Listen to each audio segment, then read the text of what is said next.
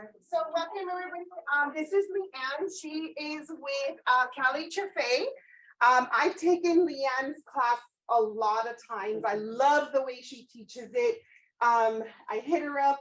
I've been begging her to come out, and she did give me a little pass when she said if I can get at least 25 people in here, she would do this. This is great for realtors and lenders equally. She gives you guys such good information because there's a big common misconception about down payment assistance. And that's one of the things I loved about Leanne. The way she breaks it down is just so amazing. So take it away, Leanne. Okay. If you need me, I'm here. Okay. Good morning, everyone. Thank you guys for coming out. We're going to talk about the great programs that we have at CalHFA. I'm also going to give you a little bit of a sneak peek of the new program that's coming out. That's driving me crazy right now because everybody knows about it, but I'm going to talk about the programs we have now, and then I will talk about the new program coming out. So on the front cover of your book is all of our contact information, our phone numbers, our email address, our website. Since you guys are a broker, you'll broker through one of our approved wholesale lenders, but the single family line is going to be the one that you use. Just know that we are short-staffed right now, so we generally only have maybe one person, sometimes two people answering that line. So it's possible that you could be put on hold. So just kind of bear with us. But the website's going to be your best bet because a lot of great information you can find on the website, and it's very user-friendly. Also, make sure you're signed up for our e-news sign up on our website. That's how we communicate with our lenders and our real estate partners. So anytime we have any changes, any updates, anything, we're going to send out a program bulletin. So when you go on our website, the top right-hand corner, you'll see a picture of an envelope. You want to click on that, fill out your information. We have updated subscription service now, so you can now get it by text. So you can choose email or by text. It's really important if you're going to be doing these loans that you are signed up because things are constantly changing. And it's going to help with rumors. There's a lot of rumors going on out there, especially with the new program. If we didn't announce it, it's not true. So that's why I tell everyone, we're going to keep you updated. We don't keep you in the dark about anything. So we're going to always keep you updated. So don't believe everything you hear out there unless you heard it from me or from CalHFA directly, then it's not true. So it's going to help a lot of rumors. And some of the rumors, I don't know where people get this stuff from. And sometimes it even comes from people in my class that didn't listen. I did a class. It's a lot of information, so I don't expect you to remember every single thing that I said today, but I at least want you to walk out here with a basic knowledge of doing CalHFA. But I did a class a couple weeks ago, and I joked because there's so many rumors. I said like half of my job right now it's probably my full-time job, is going out there trying to, chase down these bad rumors. And I said, you guys are going to force me to retire. And I said, I can officially retire in October. And I said, but I'm not retiring. I have a couple more years in me. Well, someone didn't hear the full thing, and I got a call from someone. Congratulations. I heard you're retiring. But I'm like, where did you hear that from? Oh, my coworker was in your class, and she said that you said you're retiring. I'm like, I did not say that. I said I could retire in October. But I'm not. So that's just an example of a lot of misinformation, people not hearing everything. So give you a little bit of history about CalHFA for those of you that are not that familiar with us. We were created in 1975 to provide special financing and down payment assistance to help low to moderate first-time homebuyers here in California. So as you guys know, it's expensive here in California, and it keeps getting more expensive, and it makes it harder for people to be able to buy a home here in California. So that's where we come in with our programs to help someone be able to purchase a home that they can afford. That's what our mission is. We are a state agency, so we are the state of California. So that's why we have approved lenders and brokers that go through our approved lenders to have access to our program. So that's the only way that a borrower can have access to our programs, because they don't come directly through us since we are the state of California. So we have approved lenders, and like I said, as brokers, your access is to go through one of our approved wholesale lenders to get access to our programs. But since we are a state agency, we do have to follow this established state and federal guidelines. So some of the guidelines we have are because we are a state agency, and we'll go through all of the guidelines today. So how it all works is, like I said, CalHFA is not a lender. We are basically like the investor. So that's why we have approved lenders and brokers to do the program on behalf of us. So again, the borrower is going to go through that lender or broker to get access to our programs. So we have our direct lenders, and then again, we have our wholesale lenders. So as a broker, you will broker through one of our approved wholesale lenders. So you have to meet the guidelines of that wholesale lender. We have all the first mortgages. We have FHA, conventional, VA, and USDA. You are going to credit qualify a CalHFA borrower just like you credit qualify any other borrower. You're going to follow FHA, Fannie Mae, VA, and USDA guidelines. So it's the same credit guidelines as what you're used to. Now, we do have a few overlays. We do have a minimum credit score requirement. We do have a max DTI, and we do have a max CLTV, and I will talk about that in just a little bit. But the broker, am I starting to echo? I heard something. I'm like, oh my gosh, I don't like hearing my own voice. And then Lakeview is our master servicer. So this doesn't relate to you guys, but the wholesale lender that you're going through, they are going to sell the loan to Lakeview. So Lakeview is going to service the first mortgage. So you always have to make sure you're meeting Lakeview's guidelines as well. That is something that the wholesale lender will take care of. So that's really not too much you have to deal with. But Lakeview is pretty good about just following the standard insurer guidelines. And so this is one thing I like to explain to realtors, because sometimes realtors, you know, they see an offer come in with CalHFA or any down payment, and they're like, oh no, I don't want to accept that offer. It's gonna, you know, take forever. It's not. I'm going to talk about turn times. You can definitely close these in 30 days or less. And a CalHFA borrower is no less credit qualified than any other borrower. They're coming through us because they need help with their down payment. So everything's expensive. Like I said, rent is going up, gas, groceries, the latest thing, eggs, you know, who would thought? And you need to take out a loan to get a dozen of eggs. And I'm like, forget the eggs. Let's talk about the energy. I'm in Sacramento. We have PG&E, and for our gas, my bill is $500, and I have a new system. So it's crazy. So that's the new thing. I'm like, I can deal with $8 for a dozen of eggs. It's the $500 electric bill, our gas bill. So, you know, just everything is just going up. So it's making it even harder for people to save up for their down payment. So that's why they're coming through us. So that's what I like to let realtors know, is that if you see CalHFA, it's not that they're less qualified. It's just that they haven't saved up enough for their down payment. And we're starting to see borrowers who have money saved up, they just need more because the interest rates are up. The prices have come down a little bit, but they are even starting to go back up a little bit. So the prices of the homes have not come down enough to support these higher interest rates. So someone who was qualified 6 months ago, they had their own down payment. Now with the rates being up, now they can't qualify for that same purchase price. They need a bigger down payment. So we're now starting to see those borrowers that they had some of their down payment, they just need a little bit more to be able to qualify for these sales prices. So I just want you to know that someone coming through us does not mean they're less qualified. We are pretty strict when it comes to their credit qualifying. We want to make sure these borrowers are qualified to buy this home. They can afford the payment. Their only issue is that they just need help with their down payment and or closing costs. So we allow the lender, the broker, you do all their credit underwriting. So we don't do any other credit underwriting at CalHFA. You're just checking for program compliance. So you're going to follow FHA, Fannie Mae, VA, USDA guidelines, just like you do any other loan.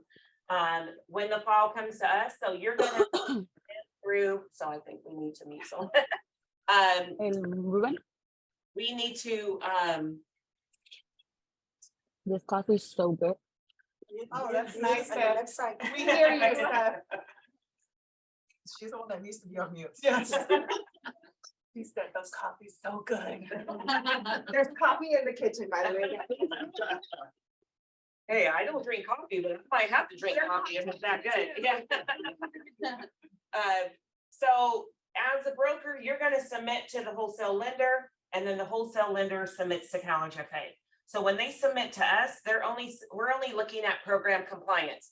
So we're checking to make sure the borrower is a first-time home buyer. If they're using our assistance, we're checking to make sure their income is within their income limits, that they receive home buyer counseling, and that they filled out our necessary forms. So the first part of the class, I'm going to go through all of the programs and the guidelines for the programs. Then we'll take a short break. And then the second half is going to be the eligibility part. So what we look at CalHFA when you send that file in. So we're not going to re-credit underwrite your file. We allow you guys to do all the credit underwriting. We're just making sure that they meet our guidelines. And anytime you have any questions, I will let you know at the end of each slide when I'm ready to take your question, and just raise your hand. Because you're just going to see the bullet points up here, and I'm going to expand on each area. So every time I teach a class, I say this and never fail. As soon as I pull up a slide, someone's going to raise their hand. I'm probably going to answer your question by the time I finish the slide. So I will just let you know when I'm ready to take questions. Some slides do take a little bit longer than other slides. So if you do feel like you're going to forget your question, there's a note section in your book. Just go ahead and write down your question. And then I will let you know when I'm ready to take questions. It just makes the class flow a little bit easier.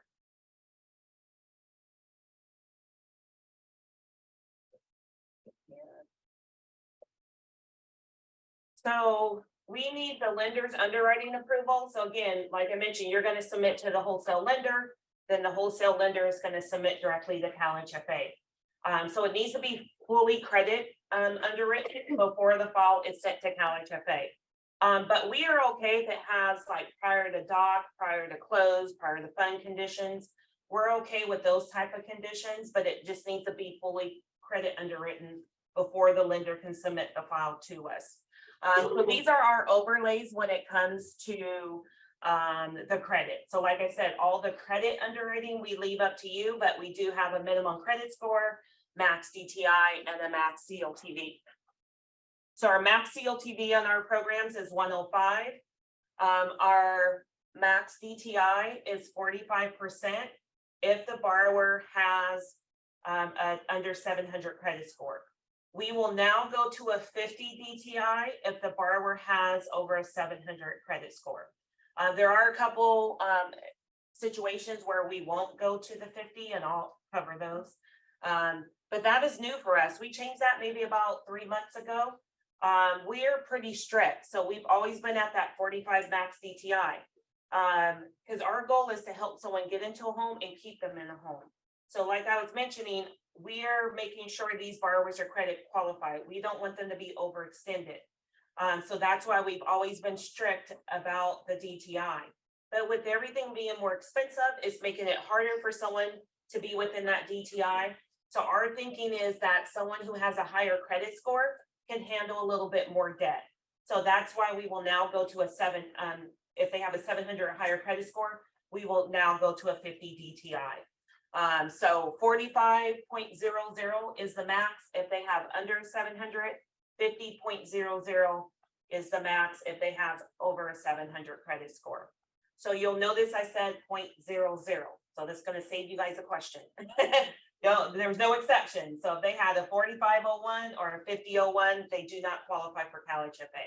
So even if you have an AUS approval, approving it at the higher DTI, you'll just have to do your internal loan or another program. You just won't be able to come through CalHFA. So those are our hard stops. So again, we want to make sure that these borrowers are credit qualified and that they can afford to buy this home. Now on their conventional loans, you can only run DU and it has to be an approved eligible because we only do Fannie, we don't do Freddie. So you could only run DU and it has to be an approved eligible. Now, the minimum credit score is really going to come down to what the borrower's income is. And I'm going to go in more detail about this in just a second.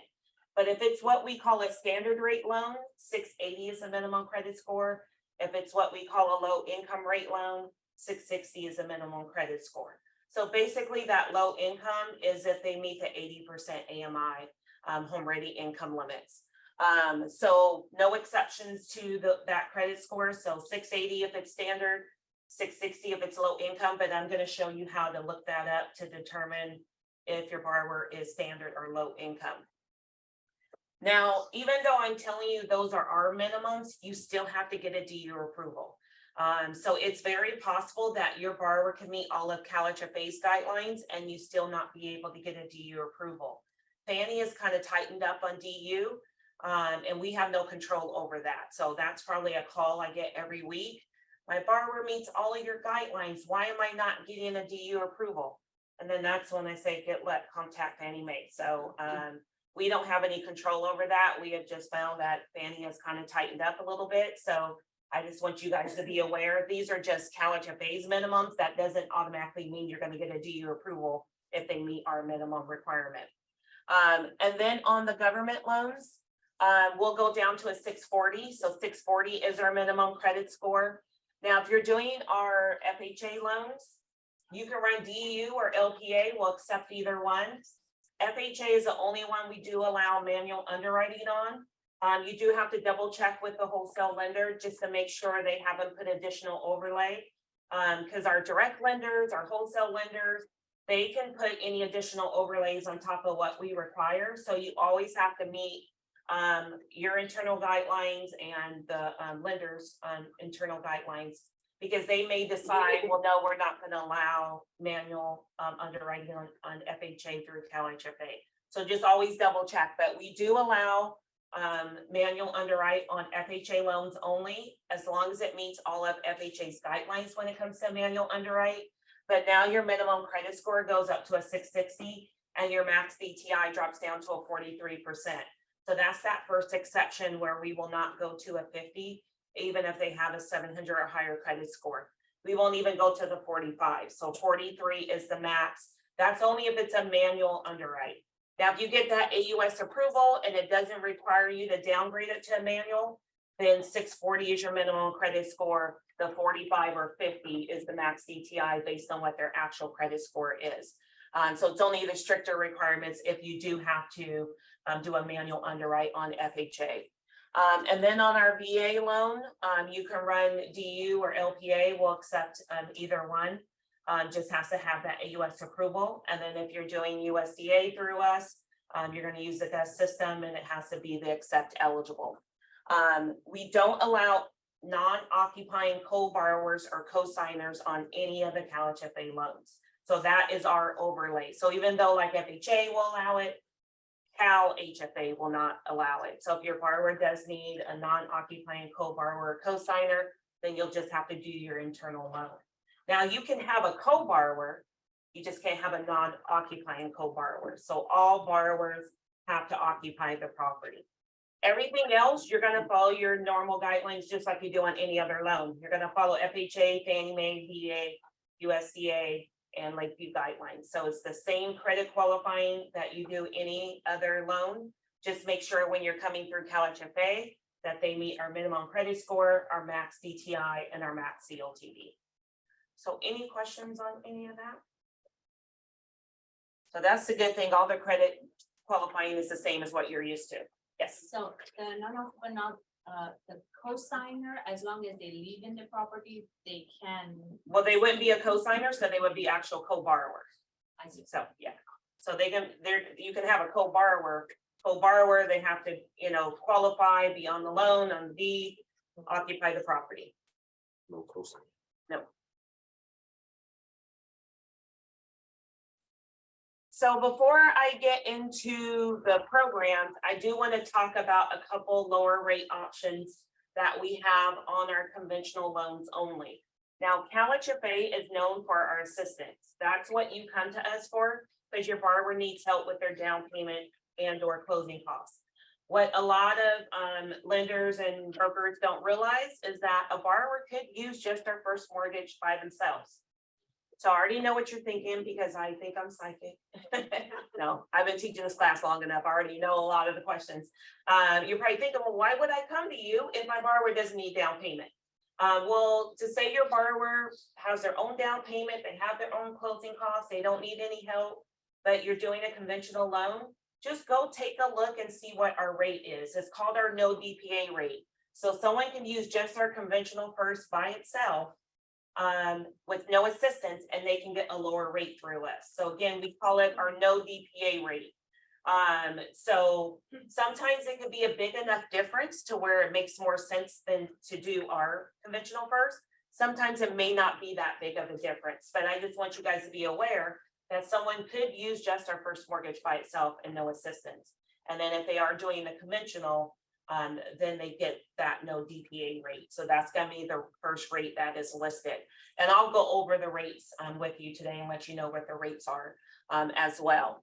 So that low income rate, so I told you on conventional, 680 is the minimum credit score if it's what we call a standard rate, 660 if it's a low income rate. So this isn't in your books, but just to show you how to determine whether your borrower is standard or low income. You're going to use the Fannie Mae Home Ready lookup tool. So you can Google that, or we have a link on our website. The white box at the top, you're going to type in the property address. Or if you don't have a property yet, you can type in the city or county, and it's going to tell you what the 80% AMI is. Don't look at the 50, don't look at the 100. You're going to go by the 80%. It's going to say the home ready income limit. If your borrower is at or below that limit, then they qualify for the low income rate. If your borrower is over this, but they're still within CalHFA's income limits, they can still do the loan. They just get the standard rate. So they're going to get a higher rate. This is not this area. This was the old limit for Sacramento. So every area is going to have its own limit. So you just go to the top, type in the address or the city or county, and then whatever the 80% AMI income limit is. If your borrower's at or below that, they qualify for the low income rate. If they're over that, then they're going to just qualify for the standard rate. Because the low income, it's even harder for them to qualify for these sales prices here in California. So we're trying to help bridge that gap a little bit and give them a lower interest rate to help them be able to qualify for a little bit more. So that's how you'll determine whether they are low income or standard. So if they are at or below that limit, then they get the 660 is their minimum credit score, and they get the low income rate. If they're over this, then 680 is the minimum credit score, and then they just get our standard rate. And again, I'll show you the rates in just a little bit later. So any questions on the Home Ready lookup tool? So let's get into the actual programs right now. So the first one I'm going to cover is our Cal Plus conventional with a zip. So this is a conventional first mortgage that can go up to a 97 LTV, and it comes with built-in closing cost assistance called ZIP. Now I'll talk about ZIP in just a second, but the conventional first mortgage can go up to a 97 LTV if the loan amount is $726,200 or below. Now, if your borrower is buying in a high-cost county that Fannie Mae will allow you to exceed the conforming limit, we will allow you to do so as well, but it's now considered a high balance loan with us. So it will cap your LTV at a 95. So you're going to always follow Fannie Mae loan limits. CalHFA does not have loan limits. We follow the insurer's loan limits. So if your borrower is buying in a high cost county that Fannie Mae considers high cost, even though all of California is high cost, but like LA County, Orange County, San Diego County, all of the Bay Area of Northern Cal, where Fannie Mae will allow you to exceed that conforming limit, we will allow you to do so as well. So if the loan amount is $726,200 or below, you can go to a 97 LTV. If your loan amount exceeds $726,200, you can only go to a 95 LTV. Again, you have to follow Fannie Mae loan limits. So if Fannie Mae does not allow you to exceed that, then you're not going to be able to exceed it. So like Riverside, San Bernardino, you can't exceed the $726,200, so you would not do a high balance loan. But here in LA County, where you can exceed that, we will allow you to exceed that. But again, it's going to be considered a high balance loan, so it will cap your LTV at a 95. Also, a high balance fee will be assessed to the borrower. for exceeding that conforming limit. Now, it's a closing cost fee, it's not a hit to the rate, but that high balance fee can vary day to day, just like the rates vary day to day. So when you go onto our rate page on our website, it's going to list the programs, it's going to tell you what the rates are, it's also going to tell you what the high balance fee is. So that fee can change day to day like the rates change. But again, it's not a hit to the rate, it's an actual closing cost fee that the borrower will have to pay for exceeding that conforming limit. And with the rates being higher, the high balance fee has been higher. So it makes it a little bit harder right now to do high balance on CalHFA unless the borrower does have some of their own money that they can pay that high balance fee. Because that right now we're seeing average about additional 1% in fees that they're going to have to pay. And like I said, it can vary. It's gone as high to 2%. So it just varies day to day. So our conventional loans basically follow home ready credit guidelines. So you are going to credit underwrite to the home ready credit guidelines. But the difference is when you run DU, you have to select the Fannie's HFA preferred program. This is a special partnership that we have with Fannie Mae because we are a HFA, that's Housing Finance Agency. So most states have an agency like us. So we have a partnership with Fannie Mae. So it's going to allow benefits that your borrower wouldn't get on a normal home ready loan. So you still credit underwrite to the home ready credit guidelines, but when you run DU, you have to select the Fannie HFA preferred program. It's letting DU know that you're doing our program, so it will allow the benefits that do come with this program. And so one of those benefits is the borrower doesn't have to be within the home ready income limit. So when you do a regular Fannie Mae home ready program, the borrower has to meet that 80% AMI income limit. But coming through us, they don't have to meet that 80% AMI. They just get extra breaks if they do meet the 80% AMI. I will talk about in the second part our income limits. So our income limits are actually pretty high for a low to moderate program. But to do our program, they just have to be within our regular income limits. They don't have to be within home ready's income limits. They can still do the 97 LTV as long as the loan amount is within that conforming limit. And again, if they do go over that, that's when it caps it at the 95. So that's why when you run DU, you have to select that HFA preferred program when you run DU. So DU knows that you're doing our program, so it will allow those benefits that do come with our program. So again, they can still do a 97 LTV as long as the loan amount is within the conforming limit. And they don't have to be within the home ready income limits to do our program. But if they are, they're going to get extra benefits. So like I said, they're going to get the lower interest rate. They're also going to get lower MI. So you can use any Fannie Mae mortgage insurance company when doing our conventional loans. You just have to meet the guidelines of the MI company that you're going through. But if they do meet that 80% AMI home ready income limit, they're going to get an extra break on the mortgage insurance. So it's only at 18% coverage on a 97 LTV and a 16% coverage on a 95 LTV. Where a regular home ready loan, it's a 25% coverage. So the borrower's going to get an extra break on the MI by coming through us. But they only get that reduced MI if they meet that 80% AMI income limit. So if they're at or below that 80%, then they are going to get that lower MI. Like I mentioned, they don't have to meet that income limit to do our program, but they won't get the reduced MI. So they're going to pay the standard coverage, the 35% coverage on a 97. So only the low income borrowers get that reduced MI. So again, they're low income, it's harder for them to qualify. So again, we're trying to help bridge that gap by giving them a lower interest rate, and they're getting lower mortgage insurance. But like I said, they can still do the program if they're over that 80%. They're just going to pay the standard mortgage insurance and the standard interest rate. Now, when it comes to the mortgage insurance, you have a couple options. So everyone's used to doing the standard monthly premium. You could even do the single premium, and the borrower could buy out the MI on our conventional loan. And then there are the split premium options as well that a lot of people either don't know about or they don't care. I'm like, poor split premium, nobody pays any attention to it, but it can come in handy. So remember I told you our max DTI, 45.00 or 50.00. And if your borrower had a 0.01, they do not qualify for CalHFA.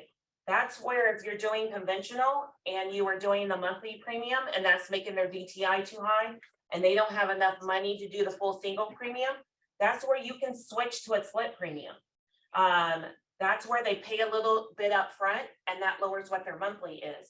We've had quite a few deals come through our office that were saved by the lender doing the split premium because the monthly premium was making their DTI too high. And then, like I said, they didn't have enough money to do the full single premium. So by paying that little bit up front, that lowers what your monthly is, the monthly MI. So that's going to lower their PITI. That's going to lower their DTI. Now they're going to be able to qualify. So like I said, we've had quite a few deals, that same scenario where the borrower didn't qualify until the lender did the split premium. And then it made their DTI just go under what our maximum was. So just know you have those options with us as well. Just check with the MI company that you're going through. And they have several, when it comes to the split premium, it's not just one split premium. They have like 5, 6, sometimes 6 different options. So you can choose what percentage you pay up front, and then that determines what your monthly is. So just know you have all those options with CalHFA. You do the standard monthly, do the single, buy out the MI, or do the split premium. Even if you're not in a DTI issue, and just say the borrower's getting their earnest money deposit back, of course they want to get money back, but what they would probably want a lower payment. Maybe take that money they're getting back and switch it to a split premium. That way now their monthly payment's going to be a lot lower. So just know you have all of those options with us when it comes to the conventional loans. Then the other benefit that comes with this program is built-in closing cost assistance called ZIP. Now, ZIP has been kind of unpredictable, the 3%. Normally when it's available, it's the 2 or 3%. So you calculate 2 or 3% off of the first mortgage loan amount, and that's how much the borrower is going to get for their closing costs. The market, as you guys know, is very volatile. The rates are all over the place. They're back up. They were up real high. They start coming back down. Now they're going back up. So we just don't know what the rates are going to do day to day. And we put a disclaimer on the website, so that proves to me nobody reads anything. Because you know, when someone's trying to hide something, they put it in very fine print at the very bottom of the page. Well, no, we're never trying to hide anything from you. We put it at the top, but everyone goes on our rate page and they just scroll right past it. So if you see an NA next to a rate, it just means that the rate was too high that day to offer it. It doesn't mean the program is gone, doesn't mean we ran out of funds, all the rumors that go on, because that's how they get started. Oh, CalHFA is shutting down. And I'm like, where'd you get that from? Well, you don't have any rates listed. And I'm like, first of all, if it's outside of our lock hours, there's going to be no rate listed. But if it's within our lock hours, if you ever see an NA next to a rate, it just means the rate was too high. It has nothing to do with the funding, has nothing to do with the program. It's just when you do our Cal Plus with ZIP, if they do need ZIP for closing costs, it does make the interest rate higher on the first. So if we feel that the rate is too high, we're just not going to offer it. Because like I said, we're here to be a benefit to the borrower, not a burden. So we're not going to give them, it has to make sense. So we're not going to make them pay an extra 3% higher interest rate just to get 2% in closing costs. It doesn't make sense. So it just has to make sense. So when we get the rates every morning, if we just feel that it's too high, then we're just not going to offer it. So I just been telling lenders right now, try to qualify a borrower without using the ZIP. The 2% has been consistent the last couple months, so you probably are good with doing the 2%, but definitely do not qualify a borrower with a 3% ZIP right now. I'm just being honest with you guys. The program is great. It's just because of the rates right now, it's just we haven't been offering the 3% ZIP. And it varies day to day. And you may pre-qualify a borrower today, just say it's available today, but by the time the lender goes to lock it in, because nothing is set until the lender locks everything with us.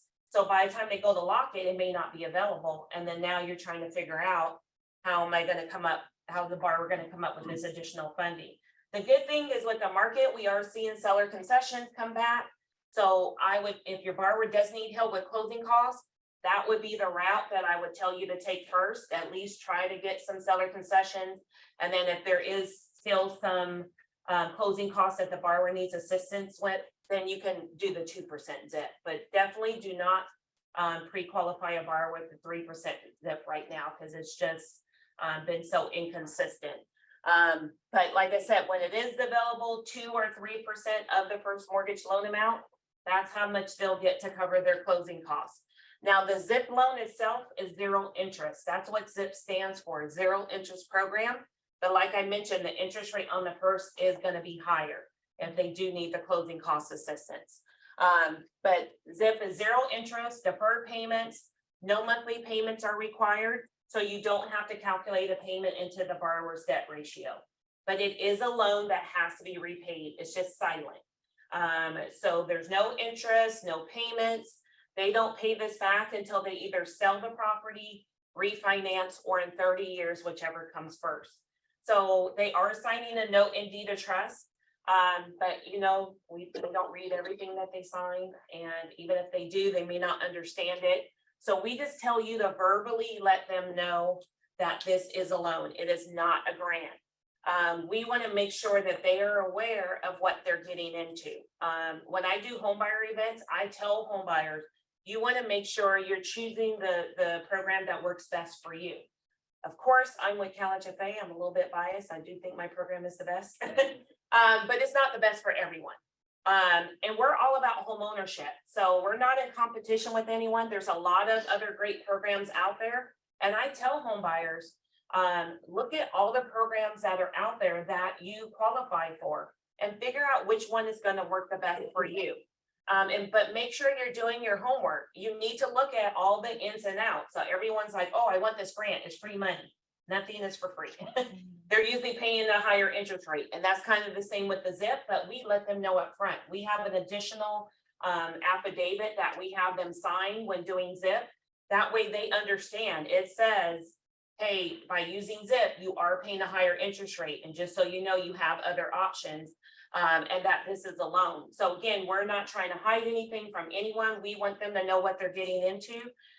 So they can choose the best option for them. So if this is the best option, at least they know all the guidelines. So no matter which program they're using, we tell them they need to do their homework so that they know all the details. Because we always get calls after, you know, you guys submit the loan to the lender, they submit to us, we approve it, you go ahead and you close it, you guys are done, but the lender's not done. They have to submit a post-closing package to make sure you closed it correctly, because the lender is using their money up front to fund these loans. They're being closed in the lender's name, and then everything is transferred to us once we purchase the loan. Once we purchase a loan, the first mortgage goes to Lakeview, our master servicer. The subordinate loans come to us.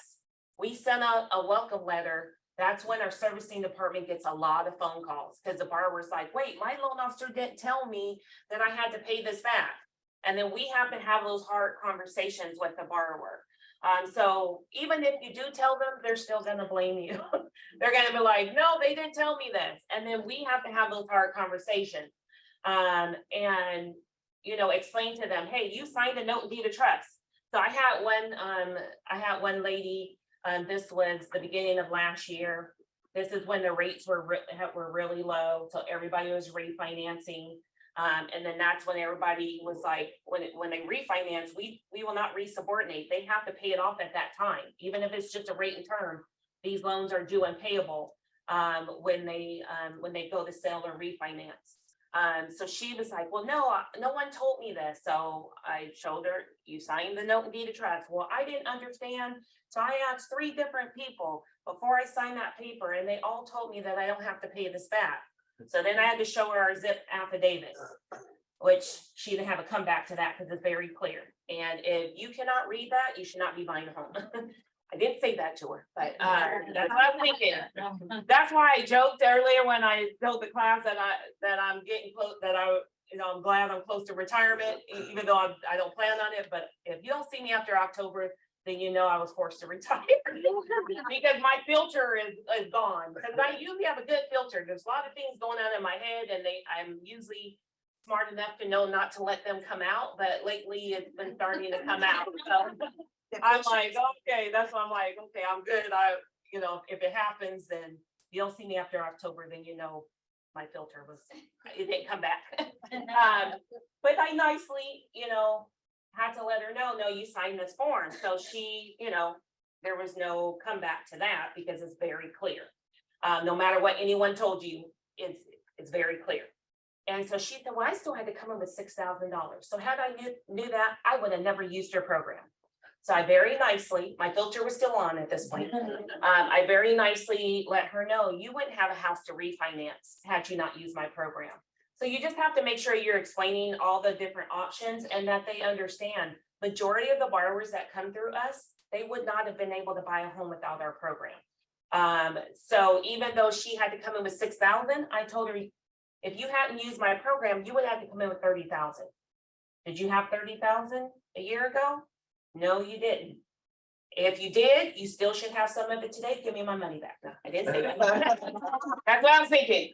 But just make sure you're explaining all of that to the borrower that they understand. Show them a scenario using our program, a scenario with not using the program. Then they're going to see majority of the time they would not have been able to buy that home had they not used our assistance. So just make sure you're explaining that to them so we don't have to have those hard conversations. And I'm not forced to retire in October. But just, explain that to them, let them know. So that way they understand all of their options. So even if you're working with other programs, still explain those programs too, so that they can figure out what the best option, especially right now, because the rates are up and you probably have some borrowers that are qualified. They are ready to buy and they can qualify for these sales prices, but they're probably on the fence because they're like, oh no, I want to wait and see if the prices are going to come down, if the interest rates are going to come down. And you're probably telling them, hey, if you qualify now, get your foot in the door now. And then if the rates do drop, you can refinance. They can still do that with us, but now they have to pay this back. So we won't resubordinate. So they just have to realize that if they do refinance, this is due and payable. There's just no interest accruing. So they only owe back the principal amount. Now, our hope is when anyone buys a home is that they build equity. And our hope is that when it is time for them to pay it back, that they have built up enough equity in the home to use the equity to pay this back. But if they do sell or refinance too quickly, they may not have built up that equity. And then that's where they'll have to come out of their pocket, which they probably don't have because that's why they came to us in the first place. So just make sure you're explaining that so that they understand. But the good thing, even though the rates are up, we're making sure that they qualify for that interest rate. So it's not going to be like the crash that happened in 2008 where people were buying homes they couldn't afford and then their rates adjusted and their payments doubled. Now they couldn't afford the home. So they're going to have a fixed payment. So no matter what the rates do or what the prices of homes do, their payment is going to stay the same. So just make sure you're explaining all of that to them. But the ZIP can only go toward closing costs. If they need down payment help, you can add the My Home. I'm going to cover the My Home in just a little bit. But the My Home could cover the down payment and then the ZIP will cover the closing costs.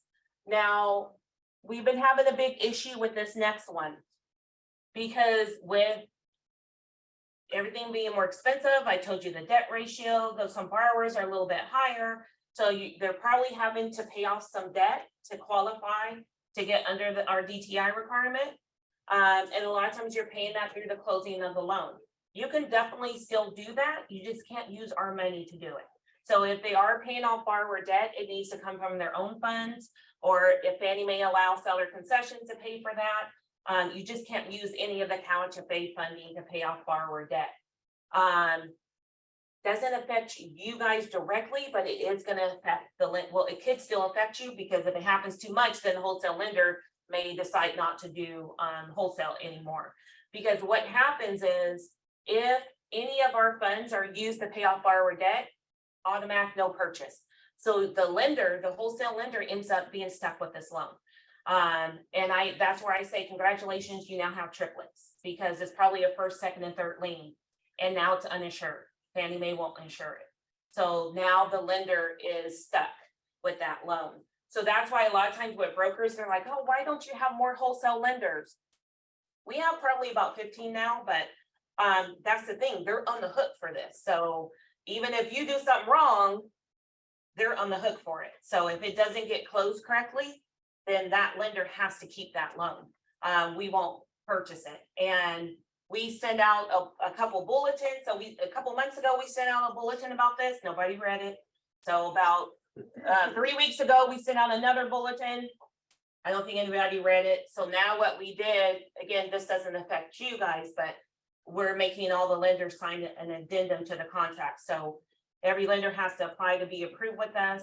They have to sign a contract that gives all the terms. So now we even added this in there so that the corporate level is aware of this, that this is happening. Because nobody has the portfolio to house these loans, especially an uninsured loan. So just make sure if you are paying off borrower debt through the closing, that you make sure it's separated. You're not using any of our funding. And the sad part about this is that it's not caught until it's too late. And then there's no way to cure it. Because we don't see this up front. We don't see this until after the loan is closed, because now we're getting the CD from the lender and we're looking through that. So we're seeing what the money, what the borrower brought in versus everything else. So if we see, oh, they did use $3,000 to pay off borrower debt, but they only put $2,000 in, then now we know $1,000 of our money was used for that, and it's automatic no purchase. So just be careful with that. If you're paying off borrower debt through the close of the loan, just make sure it's coming from the borrower's own funds or seller concessions. You follow Fannie Mae guidelines on what they allow. And I do believe they do allow seller concessions, but just double check with them. So just be careful with that. And then no cash back from ZIP can go to the borrower. So in most cases, ZIP is not going to cover all of your borrower's closing costs. So like I said, right now, the 2% has been the one that's only been available. So we see with our loans, 3 to 4% is probably about the average we see for closing costs. So ZIP is not going to cover all of their closing costs. But if for some reason it did, and there was money left over, you have to do a principal reduction. And so with seller concessions coming back, what we're seeing is you apply the seller concessions first, and then you apply the ZIP to cover the remaining closing costs that's left over. That's when you end up with too much ZIP money. If that happens, whatever that difference is, you have to do a principal reduction to either the ZIP loan, or we will allow you to apply the principal reduction to the first mortgage. Because ZIP can only go for closing costs. So that's why if there is money left over from ZIP, you have to apply it as a principal reduction, because you can't apply it to a down payment, and that excess money cannot go back to the borrower. Now, I'm going to give you an example, because this is where we see a lot of confusion, because we do allow the borrower to get cash back up to their earnest money deposit. So they can get back what they put in, but you have to verify that what they're getting back did come from the money that they put in. So I'm going to give you an example. So say the borrower put a $2,000 EMD in, the ZIP loan amount was $10,000, but the closing costs were only $8,000. So ZIP loan amount $10,000, closing costs $8,000. So there was $2,000 left over. So the borrower put a $2,000 EMD. So should they get that $2,000 back? No, not in that case, because that $2,000 came from ZIP. It did not come from the earnest money deposit. So remember I said the ZIP loan amount was $10,000, closing costs were only $8,000. So that $2,000 came from the ZIP loan. So there should be a $2,000 principal reduction. Now where the borrower could get that back, same scenario, $2,000 EMD, ZIP loan amount $10,000, closing costs $10,000. So ZIP covered all of the closing costs.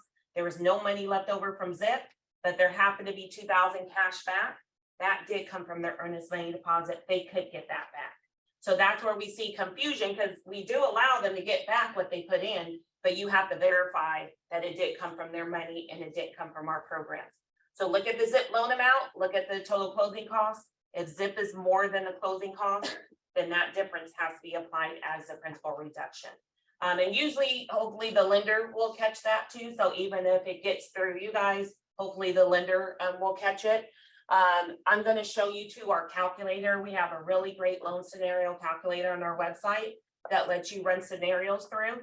And the calculator would even let you know if there was excess ZIP funds, and it would tell you this amount has to be applied as a principal reduction.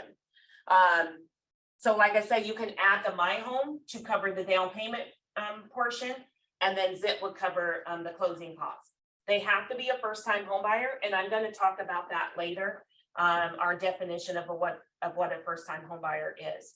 So this is a package deal. You can't do one without the other. So if you choose a CalPlus conventional, the ZIP automatically comes with it.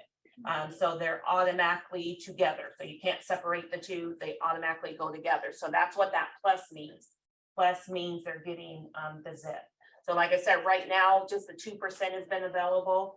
The 3% hasn't been available. So that's where you can use the 2% and then maybe get seller concessions to cover the difference if the borrower does need help with their closing costs. So again, conventional first can go up to a 97 LTV. If your loan amount is 726,200 or below, you can only go to a 95 LTV. If your loan amount does exceed the 726,200, like I said, that's when we consider it high balance. That high balance fee will be assessed to the borrower. It's a closing cost fee. So again, not a hit to the rate. And then you can use any Fannie Mae mortgage insurance company. You can do the standard monthly, the single, or the split premium. And then the borrower is going to get the 2%, and if the 3% is available, of the first mortgage loan amount to cover their closing costs. So any questions on the CalPlus? Yes. Yeah, so are you saying that you can take advantage of the Home Ready program without using the ZIP or down payment assistance and still take advantage of the higher income level? Yes. Okay. So yeah, they could do just the conventional first by itself, and they get that lower interest rate. Or they can, I'm gonna give you a couple other options, or they can do the CalPlus with ZIP and the My Home, and then I'm gonna give you another option of just doing with the My Home. Yes. On the seller concessions with the ZIP, is there a priority or an order of like the seller concessions get used up first towards the closing cost, then the ZIP? Like, let's say, for example, the ZIP covers all the closing costs. Can the seller's concession go towards, well, maybe it's not gonna cover it all, right? It's only 2%, but the remaining balance of the 2% of seller concession that when we max it out, can that be applied towards the interest rate? No. So, well, I'll cover that, the buy down, in just a second. Okay. It's not always an option. Sometimes it is. But what we do, we don't have a preference. We're not saying you have to do one or the other. But if you're getting seller concession, you want to use that first, because that's, well, kind of like free money. So if the seller's willing to give the concession, you want to use that first and then apply the ZIP.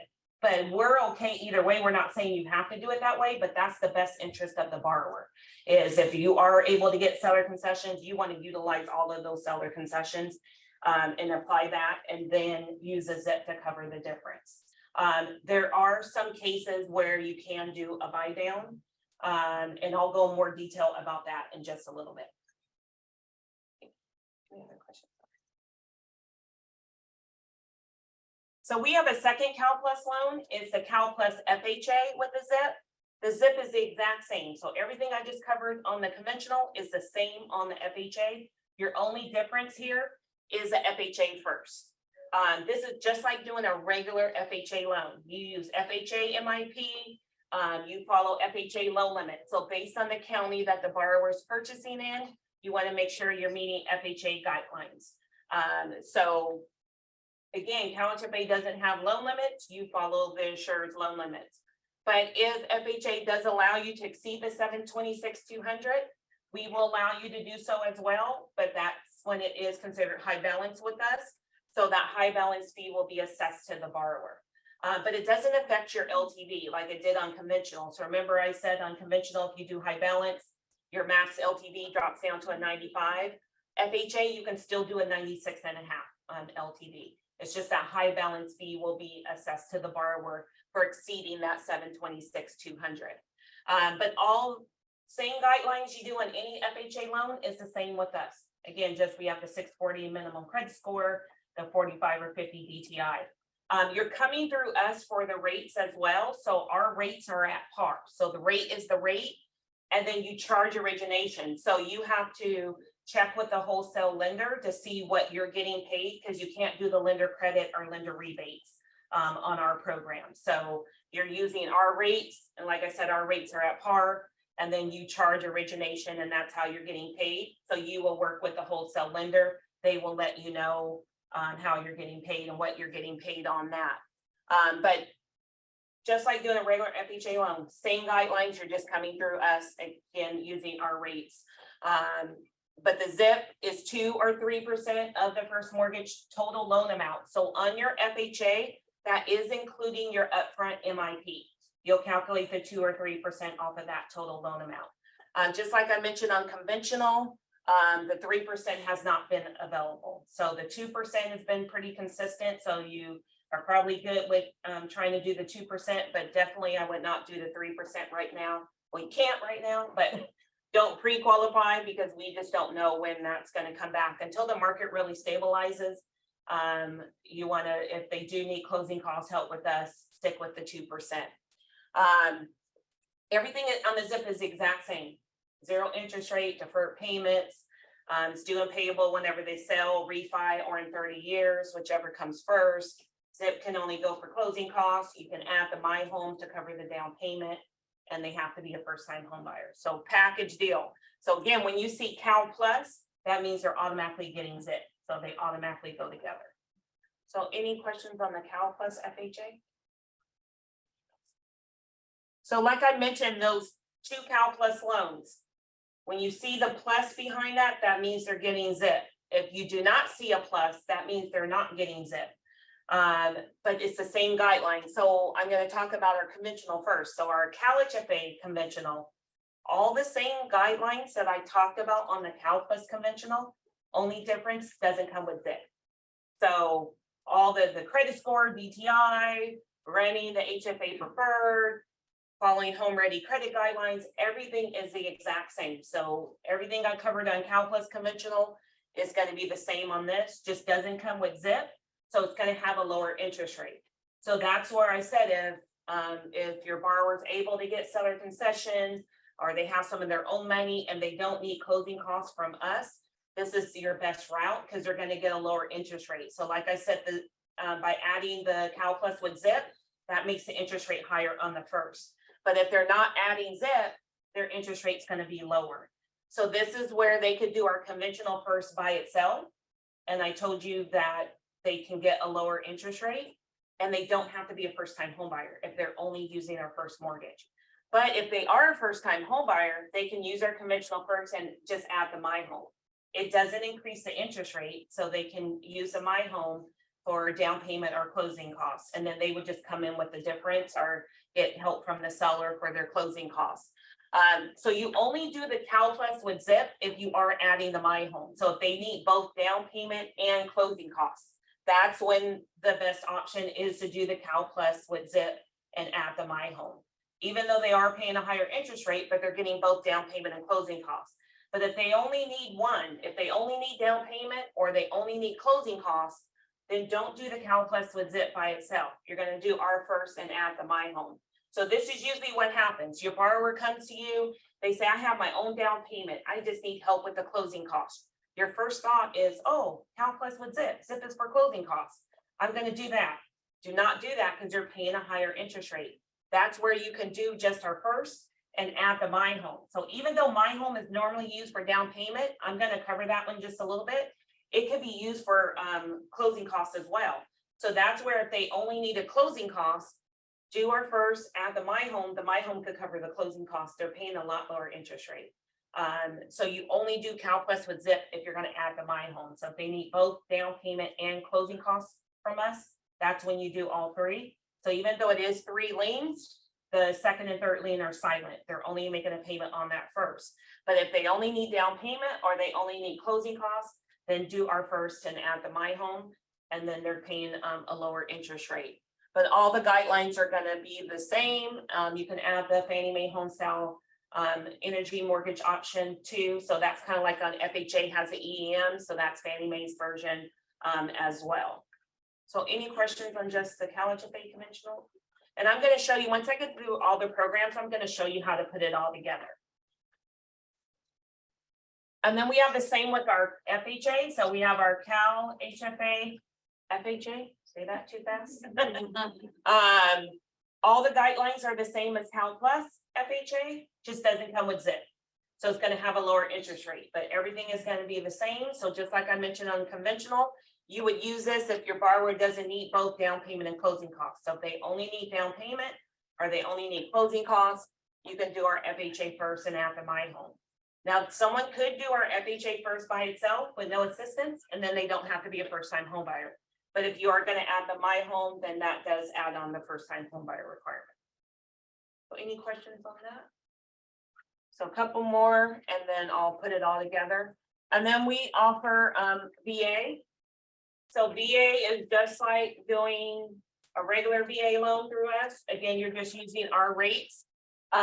This is the only one that we have put a max loan amount on. You're still gonna follow if VA has any loan limits, but we have just put a max of $1,089,300. So the loan amount cannot exceed that if you're doing the VA through us. So where a regular VA may go higher, that's gonna be the max loan amount with us. And as you can tell by now, anytime that loan amount does exceed $726,200, we do consider it high balance, and that high balance fee will be assessed. But you're gonna follow all of VA guidelines. VA is the one that they're strict about what the borrower can pay. So your max will be 1% origination is all that you can charge. Again, you're gonna work with the wholesale lender on how you're getting paid and who's getting what. But VA is very restrictive. They don't allow the veteran to pay for a lot of things. So that's what makes the VA loan the best loan for a veteran, because it's 100% financing, lot lower closing costs. The veteran could use our VA first by itself, and they don't have to be a first-time home buyer. But if they do want to add the My Home, then it is required that they are a first-time home buyer. Now, when it comes to the VA, you need to look at your VA, look at my VA, figure out which one is going to work best for the borrower. Now, the benefit of coming through CalHFA for the VA is going to be our rate and the ability to use the My Home. So even though it's 100% financing, no down payments required, they can add our My Home to cover their closing costs. And that's where they're coming in with no money at all, because they're still going to get 3% from My Home. And we don't even find that 3% is the closing cost. It's usually less than that for a VA loan. So since they're using My Home, they can still put any amount toward down payment, even though down payment's not required. So that is going to be the benefit of coming through us for the VA. It's going to be if our rate is lower and the ability to use the My Home. So any questions on the VA? But and then also to remember that we still have a 640 minimum credit score. We still have the 45 or 50 max CTI, where a regular VA may not have those restrictions. So that's another thing to determine when you're looking at whether you want to do your in-house VA or do the VA through us. So one last, oh, yes, go ahead. So what would be the benefit from getting a regular VA loan to getting a CalHFA? Yeah, that's what I just said. The rate and the My Home. Right, I got that, but I'm thinking the closing costs, aren't they usually in the VA loan? No, no. So they're gonna have closing costs like a regular loan. It's just a lot less because the VA restricts what the buyer can pay. And so that's where seller concessions really come in handy with a VA loan, because VA has what's called the non-allowables. Yes. And so that means that the borrower cannot pay those. So somebody has to pay them. So if the lender doesn't want to eat the cost, that's where VA will let the seller pay for those. They can't use our My Home to pay for the non-allowables, but My Home can cover what the buyer can actually pay, what their closing costs. So that's why closing costs are usually a lot less than a VA loan, but they can still take our My Home and lower the loan amount on the first. And now they have a lower loan amount, they have a lower payment. So much, yeah. And then the last first mortgage I'm going to cover is the USDA. Just like VA, it's 100% financing, but it's only for eligible rural areas. So they have to be buying in a rural area that's located in that's on USDA's eligible rural list.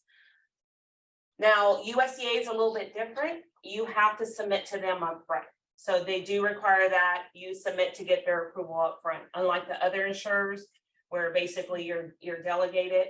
USDA does require that you submit to them up front. So you do have to get their approval first before the lender can submit the loan to us. Also, USDA has their own income limits. So you have to make sure you're meeting the income limits of USDA and of CalHFA as well. So whenever you have, separate income limits, you have to meet the lower of the two. And they do look at household income, where we do not. So you just have to make sure you're meeting USDA's guidelines. Same as on VA, the benefit of coming through us is gonna be our rate and the ability to use the My Home. So again, you can use the My Home to cover their closing costs. That way they're coming in with very little, possibly no money at all. So any questions on the USDA? So those are all the first mortgages. So the down payment that we have right now is our My Home program. So I've already kind of talked about this a little bit, but My Home is 3.5% for FHA, 3% for conventional VA and USDA. That is based off of the sales price or appraised value, whichever is lower. So you need to look at your sales price, look at your appraised value, whichever one is lower, that's what you calculate 3 to 3.5% off of. Now, if you use My Home for down payment, so I mentioned you can use My Home for down payment or closing costs. It can go for either one. Majority of the time it is used for down payment. So if you do use it for down payment, it's going to cover all of your borrower's down payment except for one case, and that's your high balance conventional. So remember I told you if you exceed that conforming limit on conventional, it now caps your max LTV at a 95. So now 5% will be required down payment for that loan. My Home still will only get 3%. So that's the only case that the borrower would have to come in with some money for down payment. So they would have to come in with that additional 2%. But if they're able to do the 97 conventional, My Home's going to cover that 3% down payment. If they're doing FHA, My Home will cover that 3.5% down payment. So they're coming in with no money for their down payment at all. And then VA and USDA, there's no down payment required, but they're still going to get 3% that they can use for down payment or closing costs. So like I said, all but that one case, My Home will cover all of the borrower's down payment, that minimum down payment requirement. But My Home is flexible where it can go for either one, where Zip can only go for closing costs. My Home can go for either one. You can even split it up. So just say you were using it for closing costs, it covered all the closing costs. There was money left over, you apply that toward down payment because it can go for down payment. You can add Zip with this. So like I said, if they need both down payment and closing costs, you would do the Cal Plus first. My Home would now take second lien position. Zip will fall into third lien position. Or if the borrower doesn't need closing costs help from us, then you can use our first and My Home. That way they're paying a lot lower interest rate. And then, then if they did Zip, because if you add Zip, that increases the interest rate on that. But like I said, you can use My Home for down payment or closing costs. They have to be a first-time home buyer to use My Home. But My Home can go behind any of those first mortgages, conventional, FHA, VA, or USDA, but it has to be a CalHFA first mortgage. So all those first mortgages I just covered, My Home can go behind all of them. So this is the one we tell you, try to qualify the borrower with just our first and the My Home if you can. And then they would just have to come in with maybe their closing costs or get help from the seller. But if they did need some closing cost help and down payment, then that's when you would do the Cal Plus with the Zip and then add the My Home. So any questions on the My Home? Pretty straightforward. I'm going to show you how to put it all together. I'm going to do that first, and then I'm going to talk about the new program that's coming out. So again, this isn't in your books, but this is our website.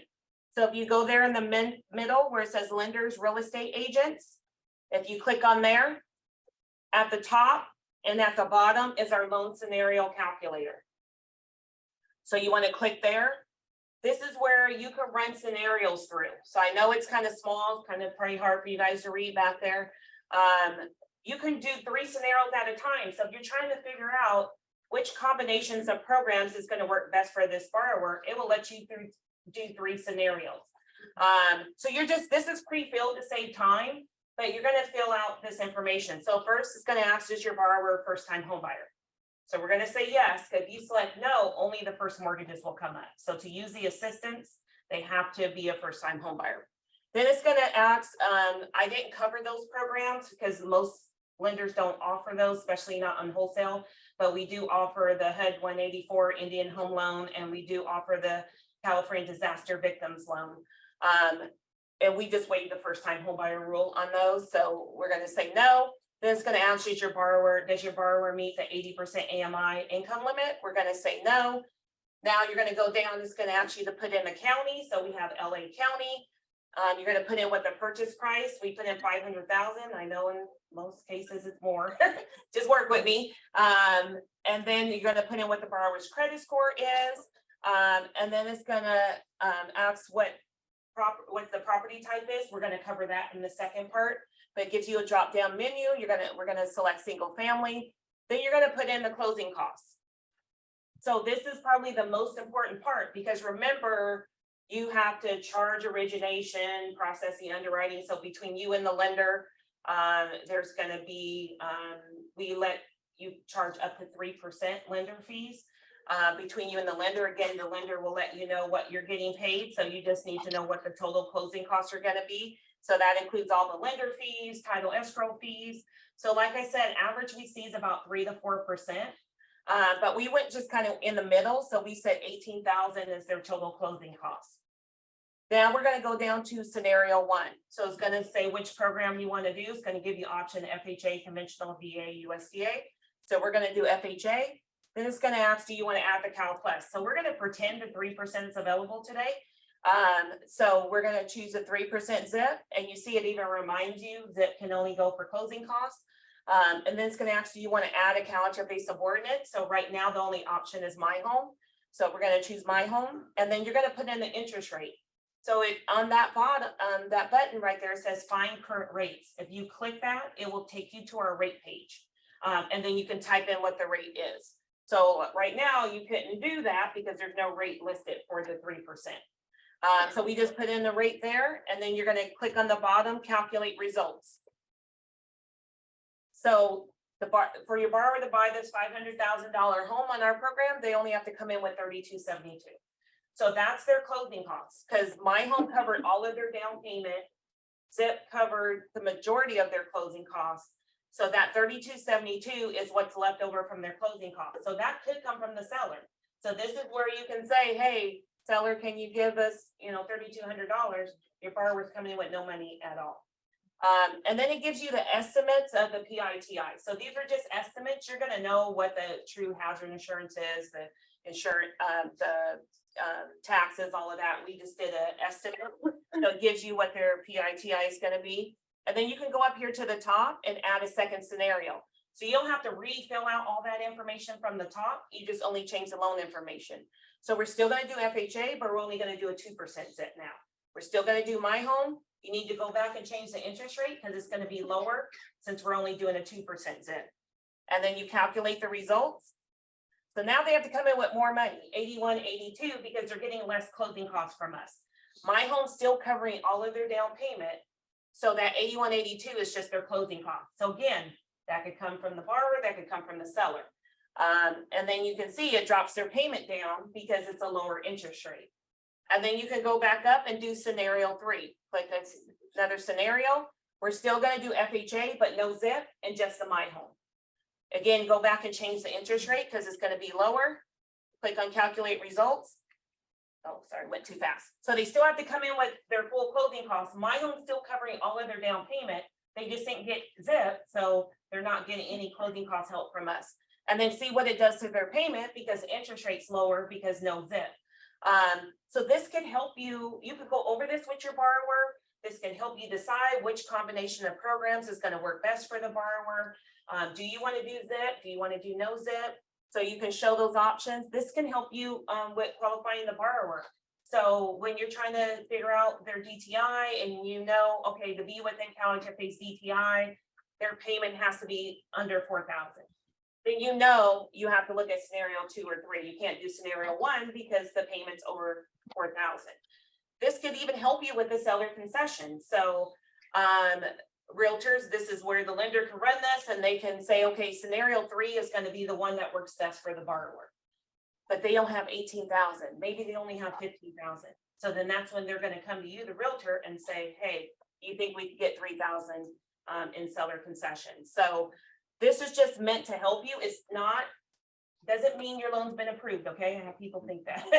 Just for informational purposes, because again, you're putting in the information, you're putting in what the rate is today. That's not necessarily going to be the rate that you lock it in at. So this is just to help you structure the loan. You could go back and do 3 more unconventional. So you can do the same thing, the 3% zip, 2% zip, no zip unconventional. Then you could even go back and do with the mortgage insurance, the single premium, the monthly premium, the split premium. But when you do the conventional, it does require that you put in what the MI is. So on FHA, the scenario calculator automatically calculates the MIP for you. But conventional, the MI is risk-based. So we never know what the pricing is going to be. So you will have to get either a quote from the MI company or kind of guess what you think it may be, just to kind of run the scenario, just to figure out which combination of programs is going to work best for the borrower. So it's very, helpful. A lot of our loan officers swear by this because it, kind of lets them know, do we need to get zip? Can we do without zip? So it really is helpful. So any questions on the calculator?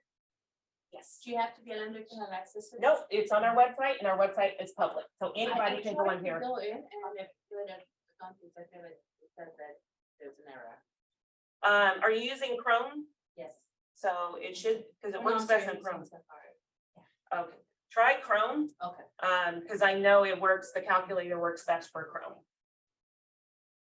So this isn't in your books as well, and these are not the rates, so I'm gonna tell you what the rates are. But just to show you what our rate page looks like. So the first one listed is gonna be on the conventional loans. So let me just go here and get to the interest rates. So the first one listed is going to say CalHFA conventional, no BPA. So that's if they're doing the conventional first by itself. Then you're going to see it's going to have the standard rate lock and the low income rate lock. So the low income rate lock, it's kind of hard to see, but if you can see it's underlined, if you click on that, it will take you to that home ready lookup tool that I showed you guys earlier. And then that's where you type in the property or the city or county, and it will tell you what the 80% AMI income limit. So if your borrower is at or below that, they get the low income. If they're over that, they're going to get the standard rate. So for the CalHFA conventional, no BPA. So this morning, as of 8 o'clock this morning, I didn't look to see, sometimes we could have a midday change, but I didn't see anything. So the standard rate is 6.625. The low income rate is 6.5. And then you're going to drop down. Oh, what's okay. Hold on, virus. And then the next level is going to say the CalHFA conventional with the CalHFA DPA. So that's going to be with the My Home. So this standard rate is going to be the same. The standard rate is 6.625. The low income is 6.5. And then the next two are going to be the Cal Plus. So the 2 or the 3% zip. So the Cal Plus with the 2% zip, the interest rate, the standard rate is 7.625. The low income is 7.5. And we're not offering the 3% on the standard, but if they are low income, they can get the 3% zip today on conventional, but the interest rate's 8.125. So you see why the rate, that's why I say try to qualify them without zip, because if they did zip on conventional 3%, they're low income 8.125. But if they just did My Home, it's 6.5. Or if their standard is 6.625. So a lot lower interest rate if they don't need zip. Then the next section is going to be the government loans. So the first one's going to say CalHFA FHA. So that's going to be the FHA first by itself or the FHA with the My Home. The rate today is 6.25. So it's going back up because a couple weeks ago it went down to like 5.625. And then the next two are going to be the Cal Plus loans. So the 2% zip is at 7.75, and we're not offering the 3% zip. So that's why I said if you use, so right now, if you're doing FHA, for 2% in closing costs, their interest rate 7.75, but if you just did our FHA first with the My Home, is 6.25. So that's why, unless they really, really need zip, try to just see if you can qualify them with just the My Home, and then try to get some seller concessions. But if they need it, it's there, but they are gonna pay a higher interest rate. And then the VA and USDA are both at 6.25. So any questions on that? And then you'll see below, it will have the high balance fee listed on there. I have a question. Yeah. Once this loan is submitted, how long do you take on, what is the turnaround process? I'm gonna talk about that in the second part. I'll talk about that. So before, and then I'll let you know, because we're at the point where I normally take a break, but I do want to talk about the new program coming out. Some of you probably have heard about it because it's public knowledge, because it's coming from a Senate bill from the state budget. So it's called the California Dream for All. Right now, everything keeps changing, so don't quote me on everything that I'm about to say. Nothing is final until we actually announce it, and there's been changes every day. So this is why we have not put out any information, because things keep changing. And because we have not put out any information, people are making stuff up. And I'm like, where are you guys getting this stuff from? So it's been public knowledge since last year, since May or June of last year, because it was in the state budget. So it's a Senate bill that got passed through this California state budget. So you guys know that is public knowledge, so anybody can go in and read that. So that's why everybody has known about it for a long time. So the state is giving us this money to put this program on. So it's going to be on conventional loans only. It's a 20% down payment. So if they put the full 20% for down payment, there's no mortgage insurance. So they're going to have a lower payment because there's no MI. But they can choose to take part of that money and put toward closing costs. So if they did need help with some closing costs, they can put up to 5% for closing costs. Because remember, we have a 105 max CLTV. So if their closing costs were 5%, they could put 5% for closing costs, and then the remaining 15% for down payment. But then they'll have a little bit of MI. Or just say their closing costs are only 3%, they could put 3% for closing costs, 17% for down payment. But if they have their own closing costs, or they can get help from the seller, they can put the full 20% for down payment, no mortgage insurance. It does come with a shared appreciation. So this is one thing they finally, I felt like I was in school when they hit you with the ruler, because we kept saying shared equity. There's a shared equity. It's a little bit different, kind of the same concept, but it is a little bit better than shared equity, is shared appreciation.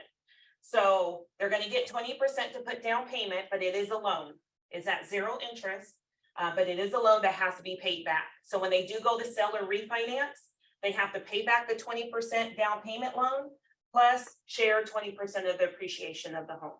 So example, so where the appreciation is different than the equity. So it's a little bit better, because equity is your full equity in the property. So say they bought the home for $500,000 and now it's worth $700,000.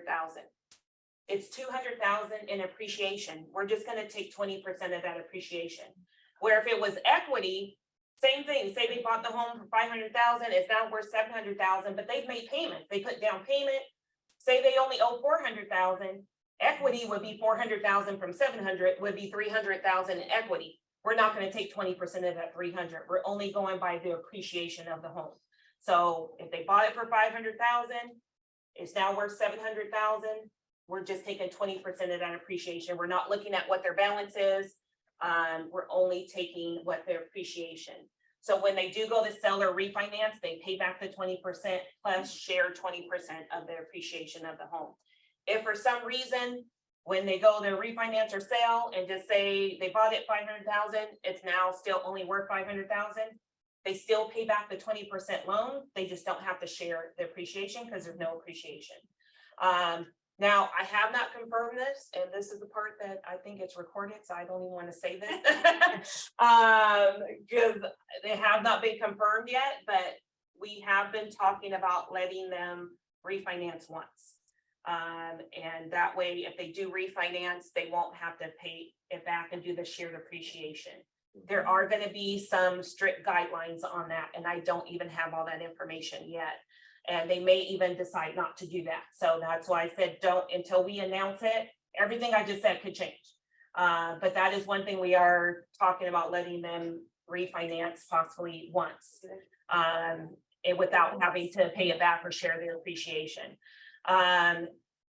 It's gonna probably go, we got cut how much we were supposed to get because we're in a budget deficit. So the state took some of the money.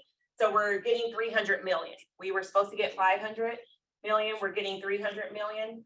The whole idea behind the program, so kind of like our My Home and our ZIP, we always have funding that comes from our direct funding.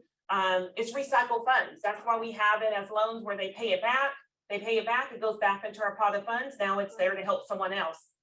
This is probably gonna take a while because people using this program, they're probably gonna stay in the home for a while. So then that means we're not gonna get that money back. So it's possible that we're gonna run out of money for this program. And then it's gonna be paused until either the state gives us some more money or we start seeing years from now getting that money back. So just so you know, this will be one that will run out of money. You guys probably were familiar. We have the forgivable equity program. That was kind of the same thing. We got money from a housing bill. So the agency itself, we are a self-funded state agency. So we're not part of the state's general fund. So My Home and ZIP is from our funding. We always have funding available. But sometimes we do have programs that run out of money. So that's been the misconception out there. Oh, CalHFA runs out of money. We technically do not run out of money, but we do have some programs that will run out of money because we're getting it from different funding sources. So this is money we're getting from the state. So again, we're getting a certain amount, like the forgivable equity, we got 88 million. That was only for low income. That went a lot faster than what we thought. This is gonna have our regular income limits. As of right now, it's gonna be the same guidelines I talked about unconventional. So the same credit score, same DTI. It's gonna have our higher income limit. So we're gonna cover that, but for LA County, it's 180,000 is the max that they can make. It is gonna have its own interest rate and I have no clue what it's gonna be. We have not been told whether it's gonna be higher or lower than our regular program, but it's gonna be its own first mortgage with the shared appreciation, the 20%. So you can't combine it with My Home or ZIP. So you'll either have to choose My Home and ZIP or choose the shared appreciation. But that right now we have it slated to be effective March 27th. Make sure you are signed up for e-news. We are trying to announce it possibly next week. I'm hoping to get the final details by this week so I can start training on it. Sign up for e-news and we will announce it. Once we announce it, then that's gonna all be confirmed, but that's the last that I heard, but there's been changes, like little changes every day. And I'm like, oh my gosh. So that's why we have not put out any information because we don't want to put it out and then we change something and nobody sees that. But like I said, everyone is kind of making up stuff. And people are like, oh, I already have people pre-qualified. And that's okay to pre-qualify them, but don't have them wait because we don't know what the rate's gonna be. And we don't know which lender, it's up to each individual approved lender to choose which programs they want to offer. So that's why I've been telling some loan officers, yeah, it's good to pre-qualify them to let them know how much they qualify for, but don't just wait just for this program because we don't know exactly what what are you pre-qualifying them on? You don't know what the exact guidelines are. So it's good to pre-qualify them, let them know, but don't, if they qualify for My Home and ZIP, you know, maybe work on that, but don't just only pre-qualify them for the Dream for All. I had someone just yesterday, oh, I have 5 borrowers already lined up. Can I have them go looking for homes? Can we just do a 45-day escrow? And I said, but you don't know. First of all, you don't know if your company's gonna offer it. 2, you don't know what the rate's gonna be. We don't even know what the rate's gonna be. We're still waiting to get that from Lakeview. And so even though we're gonna announce, hopefully next week, with all the credit guideline, you know, the credit score, DTI, all of that, you still don't know what the rate's gonna be. So, and that's not gonna be out till the program's effective March 27th. But you can still start pre-qualifying borrowers. you know, just to figure out what they need. But if my home works for them, go for it. But if it's where they really need the 20%, and it's gonna go, I have a feeling it's gonna go pretty fast because like I was telling you, people are needing bigger down payments to qualify for the sales prices and the interest rates. So this is where it's already out there. So I already have people lined up, but the borrower is gonna have to do, we're gonna talk about home buyer education next, but they are gonna have to do an additional home buyer education on the shared appreciation. See, I keep saying equity, shared appreciation part, so that way they understand it. But you see, they don't even understand my home is it. Yeah. So this is gonna be even more confusing, so they're gonna have to sign, they're gonna have to do this course to make sure that they understand. So when they go to sell, they know you're paying back this 20% plus shared appreciation. But the question, but you say that, I don't know, it makes sense, because if I got the 20% from them and then I get it back, I just saving maybe $400, I will get in 10 years the $40,000, so it's like, I better pay my own mortgage insurance. Well, if they have it, then go, yeah, they do the regular loan, but most borrowers don't have the down payment. Yeah, So for they're the getting 20% 20%. and now they can qualify for more and they're gonna have a lower payment because they're getting 20%. Do a scenario, putting 3.5% down versus 20%. Yeah. It's a big difference in what they can qualify for. So someone may not can qualify. Maybe for qualification, yes, but for the money savings, no, because by the end of the day, I should pay my. But the thing is, if they only have 3.5 down, they're only Yeah. gonna qualify for a certain sales price. Yes. So It's now they're gonna have to qualify buy probably a smaller home or a home that is not gonna work for them. This is where this is gonna allow someone to buy more of the home that they wanna stay in. So you just have to look at it's not gonna work for everyone. So you just have to weigh the options. You need to look at, you know, regular program, look at just our My Home or look at the shared appreciation and figure out what works best. So it has to be the best option for the borrower. If it doesn't work, then don't do it. Do what works best for the borrower. But like I said, there's some borrowers out there that they don't have the down payment, so they can't buy any home. So whether it's saving them only a few $100s, it's gonna save them more because now they own a home versus renting. Yeah. So you have to look at it that way. Most borrowers that are gonna use this are probably wouldn't be able to buy a home at all. So that's where their savings is gonna be. They're paying their own mortgage, not someone else's. Yeah. And where rent can go up every year, Yeah. Yeah. there's not gonna go up. So I always say, and what I tell home buyers when they're worried about the interest rate, even though the interest rates are high, but you know what interest rate you're paying on rent? 100% interest rate, Yeah. because you're not getting any benefit from renting. Yeah. So you just have to look at all the options and figure out every borrower is gonna be different. There's gonna be some borrowers, this is the best program for them. It's gonna be some borrowers where this program doesn't work. So don't force a borrower into this if it doesn't work for them. So like I told you, we're all about home ownership. We just don't want someone to buy a home, even if they're not using our program. So just figure out which options. That's why you have the calculator. You can run the scenario doing My Home, doing ZIP, run the calculator. Once it's up, it won't be up for shared appreciation until the 27th. But then you can run it and then just figure out which one's gonna work best for the borrower. Yeah, I got the part you said, no in mind, but I didn't get if it's a deferred payment, do we consider that second? Yeah, the 20% is a silent second. And there's no interest, so it's just a silent second. And so you don't have to calculate a payment into their debt ratio. Is unoccupied. MCCs, are they coming back? Nope. Not with us. It's not, we don't even really see MCCs even offered that often. It's not as much as a benefit as it used to be with the tax laws changing. So we're definitely not bringing it back. Unless something changed somewhere down the line, but as of right now, no, that's not coming back with us. Is it only for unoccupied? Yes, we're gonna talk about property in just a second. Just want to make sure I understood correctly, because I think I missed the first half, but they're kind of tapping in on it. I know about the 20% no in mind, but did you say that the buyers have to put 20% to get the 20%? No. Okay, so They don't have to bring in any money at all. Okay, that's what I want. It's just that if they need closing costs, so if they put the 20% all for down payment, they still are gonna have to pay their closing costs. So either they're gonna have to pay it or get help from the seller, but if they don't have the money, they can't get the help from the seller, they could split that 20% up. By chance, have you heard of anything in regards to the subordinations if those would ever come back? Like, let's say if the values start to No, decline. that's what I tell everyone, you don't want us to do it, because that means the market has crashed again, because we only allow that when the market, was bad. So that was an exception. So that would be the only time. We do allow it now if they are in loss mitigation.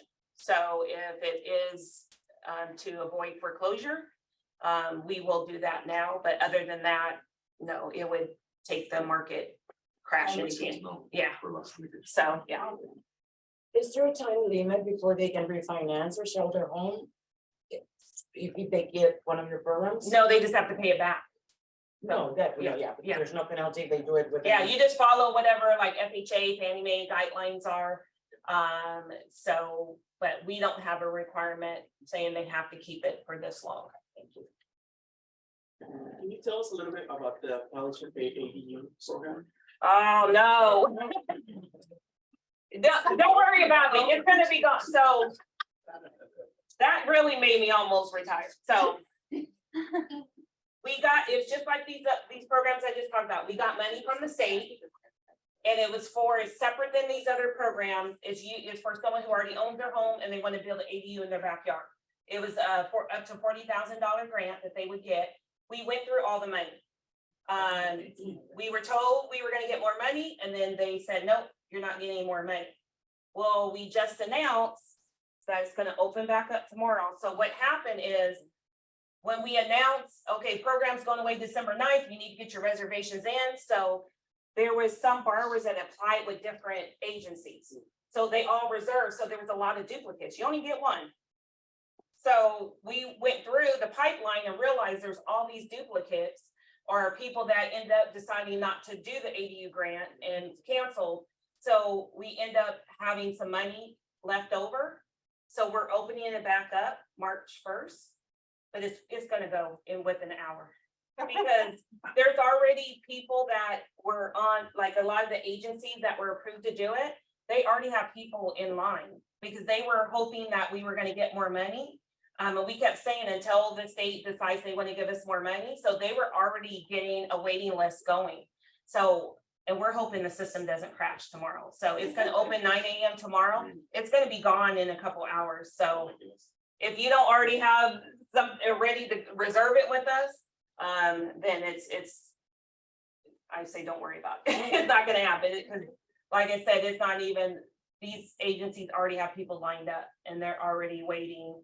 And it's almost like Southwest, you got 24 hours, you're right on the dot to check in. That's what's gonna happen tomorrow. Thank you.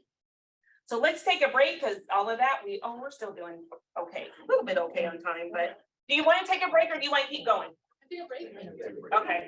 Because it's a lot of information. Yeah. So we talked about the programs and the guidelines for the programs. You can see the credit qualifying is what you guys are used to. Just make sure they meet our minimum credit score, our max CTI, and our max CLTV.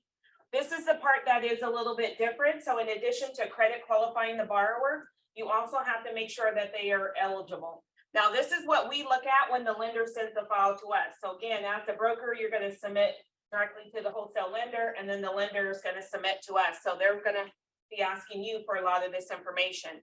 So first thing we require is home buyer education. So at least one borrower on the loan has to receive home buyer counseling. So we don't require every borrower. Only one actual borrower on the loan has to go through the counseling, because these do cost money. So we're trying to keep the cost down for the borrower. Now they have a couple options. They can do online through a company called eHome. We have a specific link on our website that we tell you to have the borrowers go through that link. Or if they want to do in person or virtual, they can go to any NeighborWorks America or any HUD approved 8-hour course. Now you'll notice how it's separated out. So people get confused. They're like, oh, CalHFA says any HUD approved 8-hour course. It's under in-person or virtual. So if it's online, eHome is the only one we accept. So even if it is a HUD approved agency, we will not accept it if it's online, unless they have partnered with eHome. So eHome is the only one. This is the one we see the majority of on our loans because it's self-paced. So some borrowers don't have time to sit 8 hours in a class.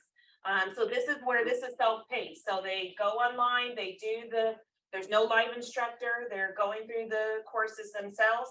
But there is an additional step. Once they complete the online portion, they do have to schedule a phone consultation with a counselor. So when they first go to sign up on eHome, they have to select the counseling agency that's going to do their one-on-one. They need to write down that information, and then once they complete the online portion, then they need to call and schedule that one-on-one. Take anywhere from 15 minutes to an hour, so it just depends on that borrower. Even though it is an additional step, it's very beneficial for the borrower because they did their whole training online. Now they have a live person they can speak to in case they have any questions. And then after each section, they take like a little quiz, and then the counselor has access to that. So if they see, oh, you missed a couple questions, let's go over that. But this one is the most popular because it is self-paced. They don't have to complete it all in one sitting. So they could do an hour today, hour tomorrow, hour the next day. So that's why this one is the most popular, because people have busy schedules. So that way they can kind of go at their own pace. Or they can choose to go in person, or a lot of agencies are doing virtual, like on Zoom. So they can go to any NeighborWorks or any HUD approved 8-hour course if it's in person or virtual. Those links are on our website as well, but you can Google those because it could be any NeighborWorks, any HUD approved. But just be careful, if they do offer online, we will not accept it if it's not done through eHome. So be careful on your conventional loans, because when you do a regular home ready loan, it requires your borrower to go through frameworks, which I think they changed their name to HomeView or HomeLink, something like that. We do not accept them. So if they want to do online, eHome is the only one we accept. And then in person or virtual, then that's when they can go to any NeighborWorks or any HUD approved 8-hour course. Now, if they use our link, so have them use our link that's on our website. Everyone's Google happy, which is fine because Google gets a lot of information. And actually, the vice nurse I called yesterday just used Google. You know, the doctors tell you don't use Google. I had already Googled everything with my eye, and she said it word for word, and I'm like, okay. But yeah, Google gives you a lot of information. But if they Google eHome, they're going to get eHome's regular site, which we will still accept it, but they don't know that they're doing CalHFA. So when they use our link, they know the borrower is going through CalHFA. It's $99 and it's a lot faster. If they go straight to eHome, I've heard that it can cost more money because when they use our link, eHome is only approved certain counseling agencies to do the one-on-one for our loans. But if they go to regular eHome, they have more options and they don't know they're doing CalHFA. I've heard that some of them cost more money. I've heard that sometimes it can take longer because now they're asking for like credit, income documentation, asking for a lot more documentation than what they would do on our link. So even if the borrower does, you know, go on eHome's direct site, we'll still take it.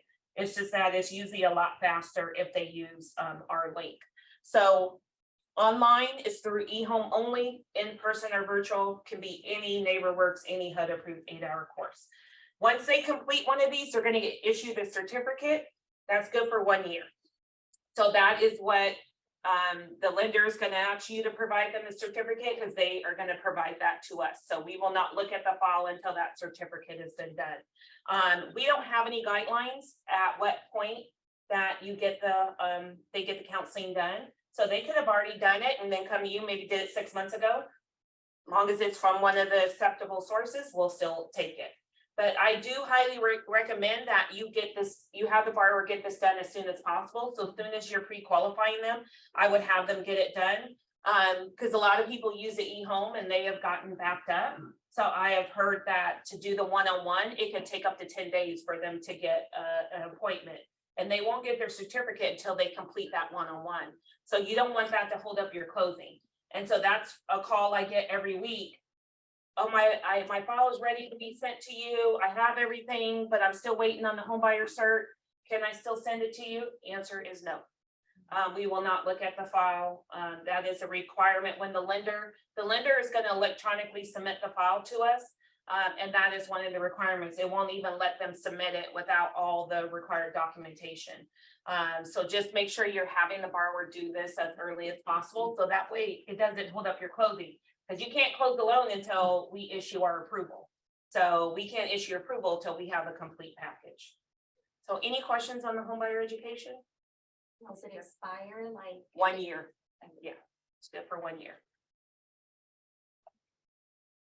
Next thing we look for is first-time homebuyers. So if they're doing the Cal Plus with Zip, the My Home, and then the new program that's coming out, it requires all borrowers on the loan are first-time homebuyers.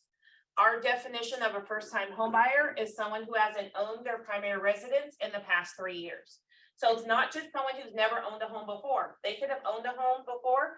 It's been at least 3 years. They are considered a first-time homebuyer again, and they can use our assistance.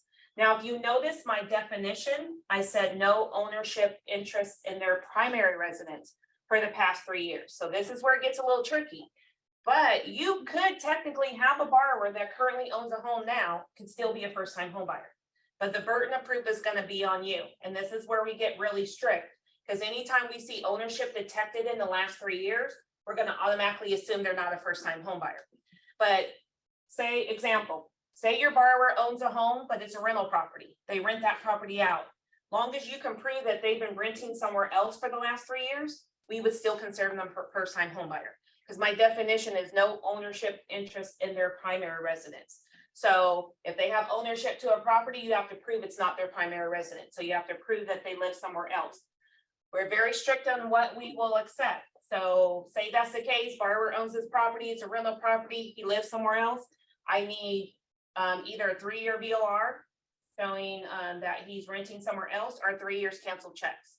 Or I know a lot of people don't use checks anymore, so but 3 years of proof of rent payment, whether it's bank statement, something that clearly shows us that this is a rent payment. So we would need that for 3 years. So either 3-year VOR from a property management, or 3 years canceled checks, or proof of rent payment showing that they pay rent to their primary residence. If you can't provide that, the only other thing we will accept is 3 years of utility bills. So it has to be a utility bill that shows the service address in the borrower's name. So like gas, electric bill, cable bill, water bill, can't be a cell phone. The cell phone is mobile. You can put any mailing address on there. But if they're one of the few people like me that still has a landline, then that would work because that is tied to the property. So it just has to be utility that has a service address in the borrower's name.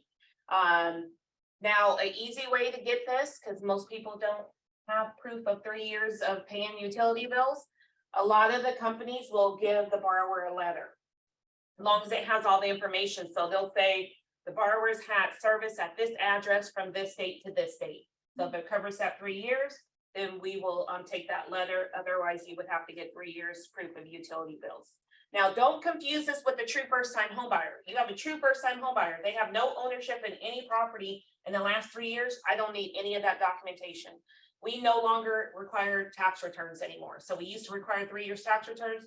You don't have to provide us any tax returns. Now you have to check as far as the lender, as far as the qualifying part, if you need tax returns, but for CalHFA, we no longer need it. So if they're a true first-time homebuyer, all I need is we have a couple affidavits the borrowers have to sign and you're done. I only need this additional documentation is if they've had ownership in a property in the last 3 years. So if they own it, so say borrower does rent this property out, we will not even take taxes, because a lot of people are like, oh, I could give you the taxes showing he's claiming this as a rental property. You know, not everyone is truthful on their taxes, right? Surprisingly, right? So they could be renting out rooms and still live there. So we have to make sure that these borrowers are truly first-time homebuyers. So we can easily say, no, they own a property, they're not a first-time homebuyer. But we're going a step further, saying long as they haven't owned their primary residence in the last 3 years, we'll still consider them first-time homebuyers. So even if he truly is, you know, he or she is truly renting this property out, but say they live somewhere else rent-free, then they won't be considered a first-time homebuyer. So you're going to have to be able to prove that they've been renting somewhere else for the last 3 years. So either proof of rent or proof of utility bills with the service address. Now, this goes even further. You want to be careful on cosigners. So we don't allow cosigners on our program, but maybe your borrower cosigned for a family member and now they want to buy their own property. You need to find out where they put on title to that property. Most of the time when they cosign, they're on title to that property. It doesn't matter whether they make the payments, whether they claim the mortgage interest. Being on title gives you ownership interest in that property. And if you live there and you're untitled, you're not a first-time home buyer. So if they co-sign for someone, you have to prove they live somewhere else. So same thing, 3-year VOR from property management, 3 years canceled checks, or 3 years of proof of utility bills. If they, like I said, if they live somewhere else rent-free, you can't provide any of that proof, they're not a first-time home buyer. So you want to be careful with that. Even if they co-sign, because for credit purposes, yeah, you have to get proof that they don't make the payment, so you don't have to calculate that payment into their debt ratio. But that doesn't work for first-time home buyer. First-time home buyer, if you're untitled, you have ownership interest in that property. And if you have ownership interest in your primary residence, you are not a first-time home buyer.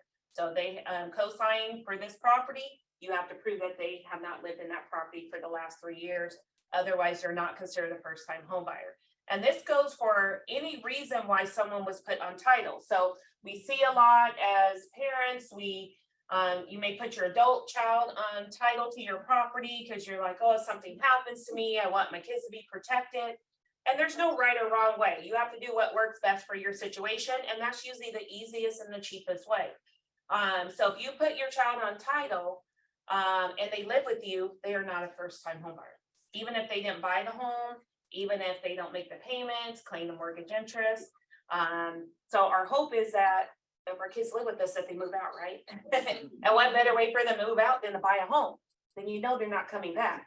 So they need help with down payment, but if you put them on title and they live with you, now you have to give them the down payment. So they wouldn't be considered a first-time home buyer. So just be careful with that. Of course, unless any of you are lawyers in here, we can't give legal advice to a client. But I did an event several years ago and they did have a paralegal there that specialized in real estate transactions. And she said the best way, and I keep saying this and I haven't done it myself, I got to do this week, do a living trust. Yes. The best way to do a living trust and put your kids as the beneficiary. It's not giving them ownership now, only if something happens to you. But again, everyone's situation is different. They can be costly, so usually that's the easiest way is to put them on title to the property. That's fine, but the thing is, if they live with you, then they're not a first-time home buyers anymore. Now, if you did that, put your adult child on title and they do live somewhere else for 3 years and you can prove that, then that would work. But if they're untitled and they live there, you are not a first-time home buyer. It doesn't matter why you were put on title. If you're entitled to a property, you have ownership interest. And if you have ownership interest in your primary residence, you are not a first-time home buyer. So just be careful with that. Other thing you want to be careful with is California is a community property state. Community property laws could imply an interest in the property.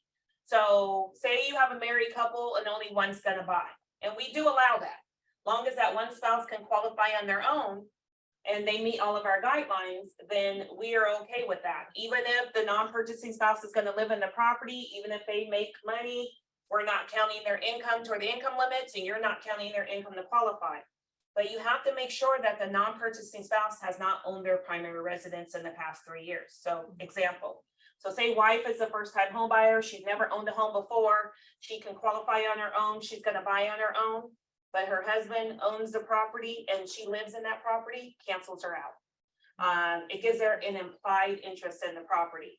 Even if she was never on title, never on the loan, even if he bought the house before they got married and he owns it sole and separate, the fact that she resides in the property that her spouse owns, it cancels her out. So you need to be careful with that, where we will allow one spouse to buy, but you have to make sure that the non-purchasing spouse has not owned their primary residence in the last 3 years.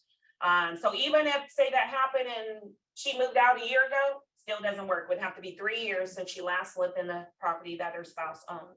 Now, where it would work, say the property that the non-purchasing spouse owns is a rental property, and they've been renting somewhere else for 3 years, then that would be fine. But if she has resided in a property that her spouse has owned within the last 3 years, it cancels her out. She's not a first-time home buyer. So just be careful with that with the non-purchasing spouse. And then I want to take it a step further too. Just say it all worked out. Say wife meets all the guidelines, husband's never owned a property, or not in the last 3 years, so she qualifies for the loan. He can't go on title. We don't allow anyone to take title that is not an actual borrower on the loan, even after the close of the loan. So we are automatically notified anytime there's a title change. So we will call the loan due. So you want to make sure if you're going to have a non-purchasing spouse and say everything works out to where they, the one spouse qualifies, you have to make sure you let the non-purchasing spouse, they cannot go on title. They can't be on anything. They can't be on the purchase contract. We will make you do an addendum to the purchase contract before we approve it. And then on the back end, if we see that they were put on the note or on the deed or on title, we won't purchase it until that gets corrected. Now, we just had this is probably about 3 or 4 weeks ago. Lender didn't look at all of our guidelines. It's on our approval. It's one of the conditions. That's why we call it a conditional approval, because it's approved on the condition that you close it correctly.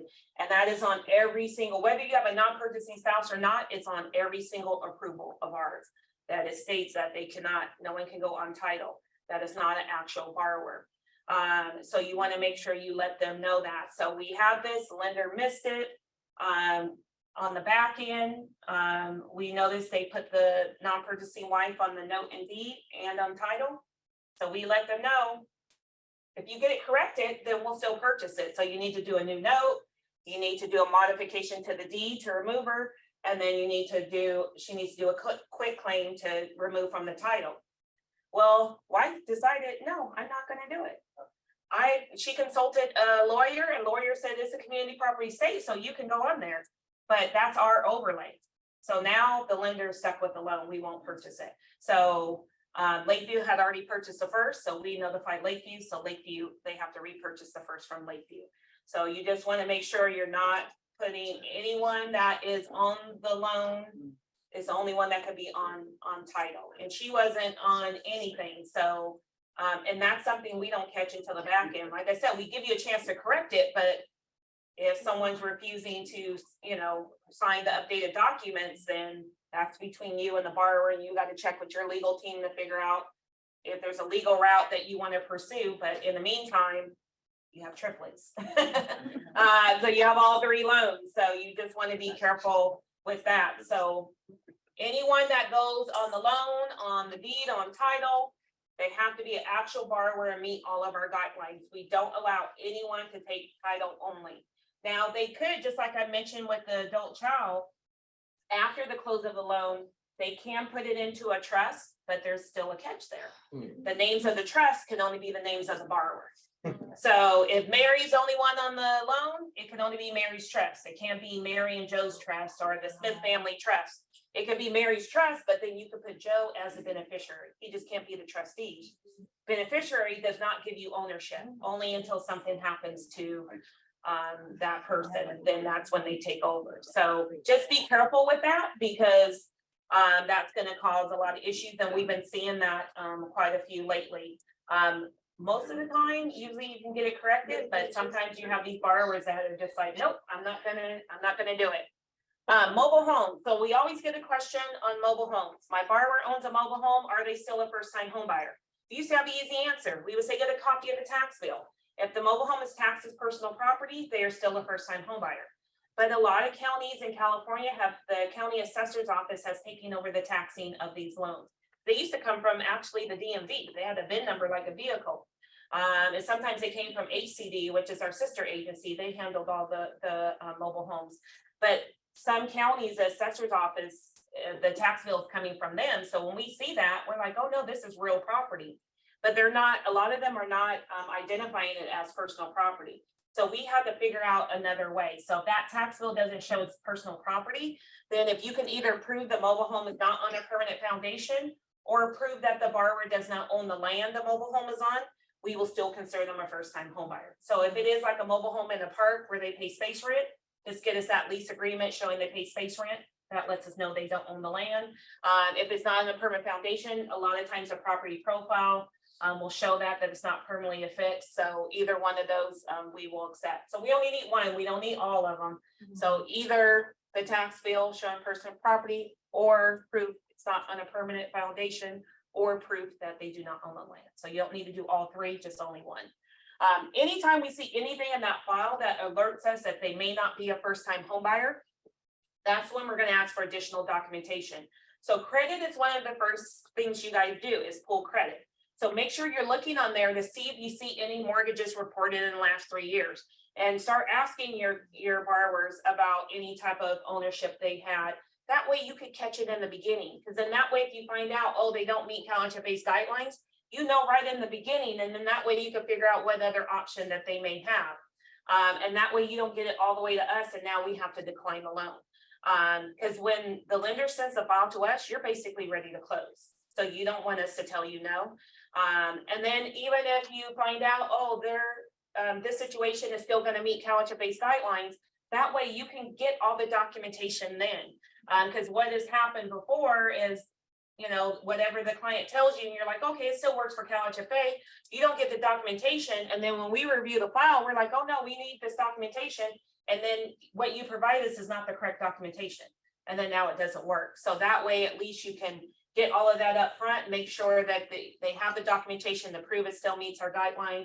And then that way you don't have the surprise at the end. You want to know this in the beginning, so that way you know what other options that you have to take. So true first-time home buyer. No ownership in any property in the last 3 years. All I need is our affidavit signed and you're done. I only need that additional documentation is if they've had ownership interest in a property in the last 3 years. That's when you need to go the step further and provide proof of rent or proof of utility bills. Right? Yeah, so whatever documentation is show that they haven't had ownership in the last 3 years. What if you have a person that pays a cash or private price, so they don't have utilities in their name and they No, don't receive it from the landlord? No, if they've had ownership in another property in the last 3 years, Oh, no, if they have no ownership, we don't need anything. But you need still, No. yeah, if they do have ownership in other private, but they pay rent because they're renting a room, and they're paying cash, so they only get receipts from the landlord. Well, if you have the receipts, then that would work, yeah. That's okay, But if they're just paying cash here and there and you have no proof of it, then no, they wouldn't be a first-time home buyer. Just wanted to make sure the cash Yeah. receipts are. Yeah, as long as we have receipts for 3 years Okay. and it's consistent. And, you know, and it's clearly shows that it is rent, then that would be fine. So any other questions on first time? Excuse me, I have a buyer that co-signed with her parents, to help them refinance their home. Mm-hmm. But she lives with her, well, they're not married, but they've been together for many years. They live with his parents. So, she doesn't have anything showing that she lives in Yeah. that one property, but the husband does. No, then, Yeah. yeah. Okay. Yeah, she would have to be able to prove that she's been, so either proof of rent or proof of utility bills. Would the parents be able to like?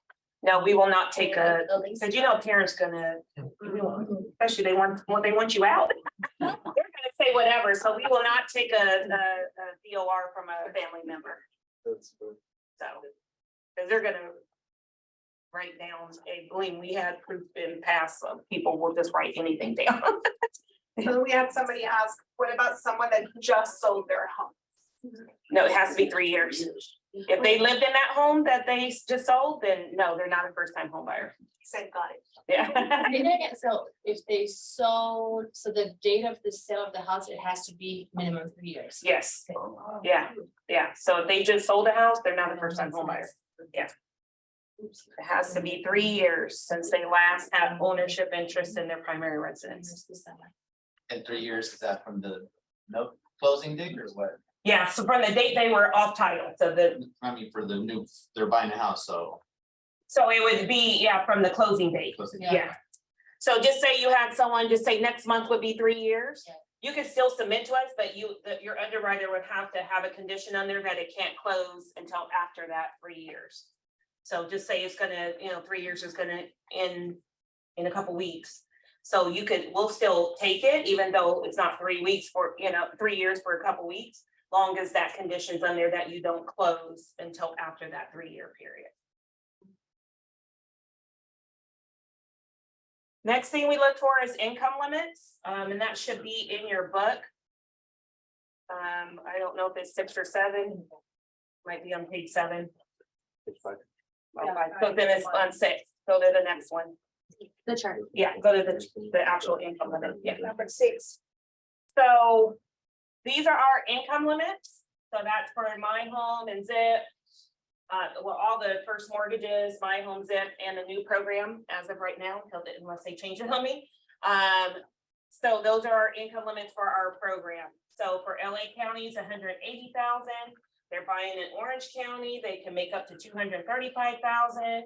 Riverside, San Bernardino's 173. So San Diego's 211. So just based on the county that they are purchasing in, that is what the income limit is. They just can't make more than that.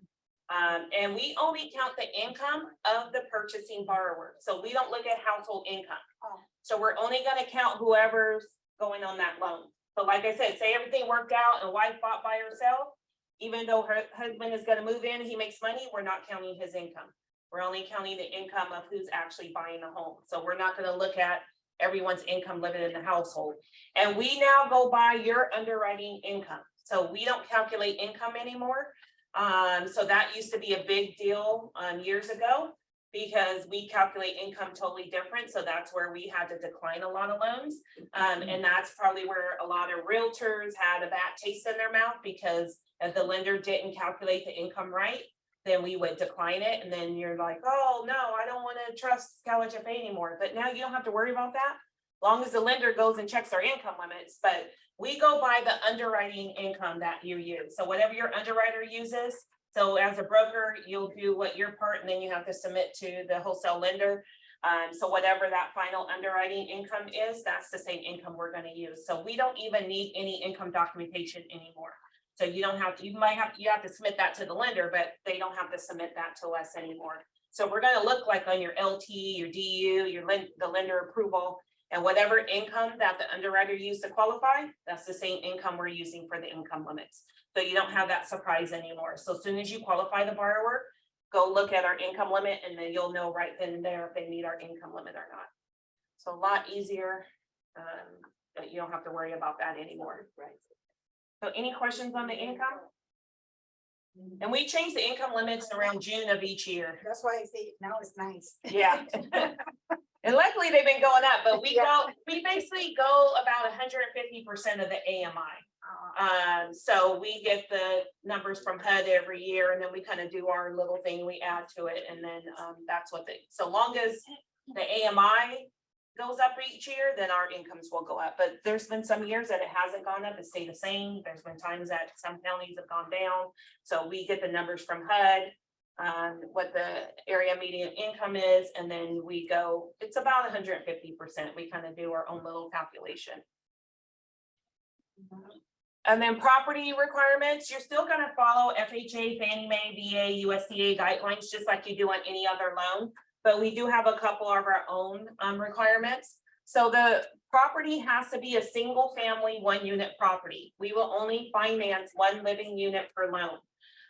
So the borrower can buy a condo or a townhome on our program because they're only buying that 1 unit. They just can't buy a duplex or a 2 to 4 unit on our program. So single family, 1 unit, we're even okay with ADUs. So an accessory unit, granny flats, in-law quarters, all the different names we call it. As long as that appraisal comes back saying it's a 1 unit with an accessory unit. It just can't come back saying it's 2 separate units, then we won't lend on it. But 1 unit with an accessory unit is okay with us. So we do require a 1-year home warranty. So for realtors, I know a lot of times that is standard, that the seller may pay for it, but it just depends. But that is something the lender will let you know, hey, can you write that into a contract, see if the seller can pay for it? We don't care who pays for it, buyer, seller, realtor, lender. We just make it mandatory that they do get a 1-year home warranty. They can go through any home warranty company that they want. And the only exception is if they are not a first-time home buyer. So if they were only using our first mortgage and not the assistance, then they don't have to get the home warranty. Or if they are buying a new construction, we don't make this mandatory, but if they are a first-time home buyer buying a resale property, then it's mandatory they get a 1-year home warranty.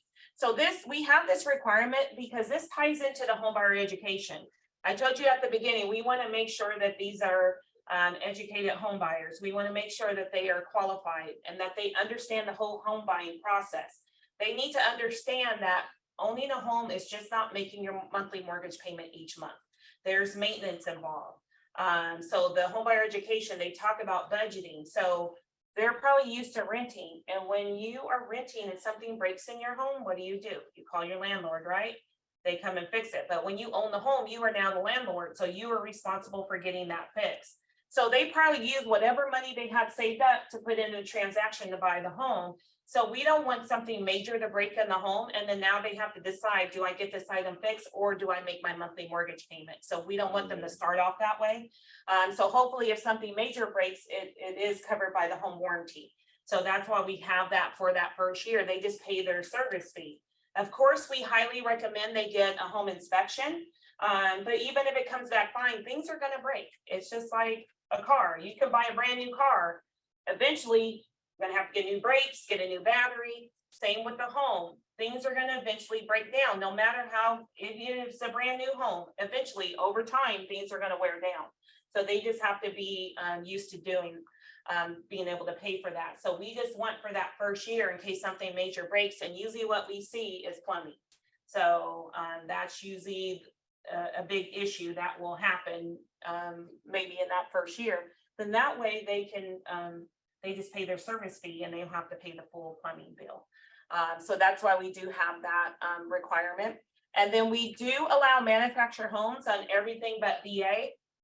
So if you do a manufactured home on FHA, you can still do a 96.5 LTV first. You just can't do any manual underwriting if it's a manufactured home. And this is the second exception to the 50 DTI. 660 is now your minimum credit score and 45 is your max DTI if it's a manufactured home on FHA. So you won't be able to go to the 50 DTI even if they have a 700 or higher credit score. And then on conventional, Fannie Mae has two types of manufactured homes. If it's an Advantage, you can go to a 97. If it's a standard, you can only go to a 95 LTV. Now, the difference of what we've been told is the Advantage is more like a stick-built home. Those are going to be the newer manufactured homes.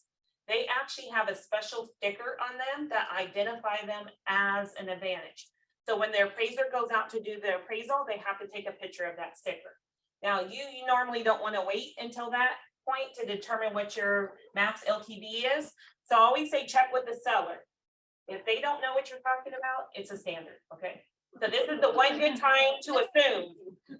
If you just don't know for sure, assume it's a standard because it's easier to go from a 95 to a 97 than to go from a 97 to a 95. And we had that happen. The lender thought it was an Advantage, structured the loan at a 97 LTV, and then found out it was a standard. And now they just have to figure out where they're going to come up with that other 2%. So if you just don't know for sure, just assume it's a standard. And then if you find out it's an Advantage, you just gain 2%. So that's a little bit easier to go that way. And then USDA, you can still do 100% financing, but it has to be a new manufactured home. It's called their first owner. So for California, I always have to say this because I know a lot of you probably do business in other states. And then that's when I get people, well, no, USDA, you can do resale, not in California. So for California, they only allow new manufactured homes. So any questions on the property requirements? Everything else is the same property requirements like you do on any other loan. Just make sure with us, it is a single family, 1 unit. And they have to owner occupy. So our programs are for owner occupancy only. So they have to intend to occupy the property as their primary residence. And they have to occupy within 60 days of closing. So you want to make sure, be careful on any seller rent backs. So we're okay with those, but you want to make sure the borrower does move in within 60 days. So you don't want that seller rent back to go more than 60 days.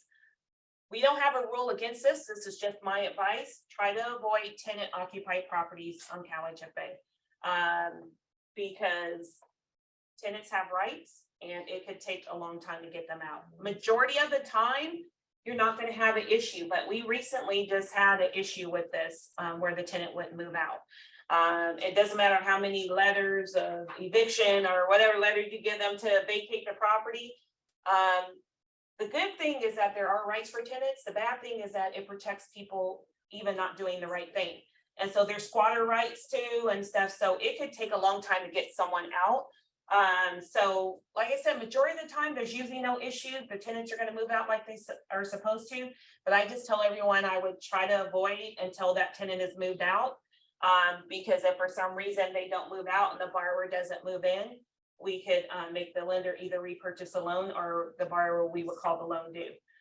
So I just say try to avoid tenant occupied properties, but like I said, we're not gonna say no. If we see it's tenant occupied, we're not gonna say we're gonna decline it, but we're probably gonna tag it for audit. So, so just be careful with those. So any questions on the occupancy? So the affidavit should be in your book toward the end. So a couple forms that we have a new form that is required. So the borrower's affidavit and the state reporting disclosure, those are mandatory on every loan. The ZIP disclosure form is only needed if you're doing the ZIP loan. So that's that form I was telling you in the beginning when the borrower was like, I didn't know I had to pay this back. And I'm like, look at what you signed. Look at number 3. It's very clear. But the borrower's affidavit, it covers all of the guidelines. The borrower saying they're gonna occupy within 60 days. They're first-time home buyers. They're gonna get a home warranty. It talks about statement of citizenship. CalHFA does not have citizenship requirements. We follow Lakeview's guidelines. So you can either check with the wholesale lender or go on, I think a lot of times on Lakeview's website, you have to have a login. So you guys probably would just have to go through the lender.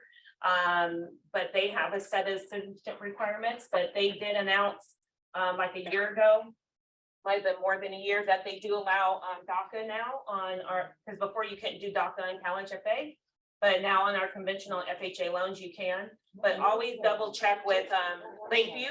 That's a good one for Yeah. sure. Marketing for all of us. Yeah, so, but double check with Lakeview because they could change guidelines.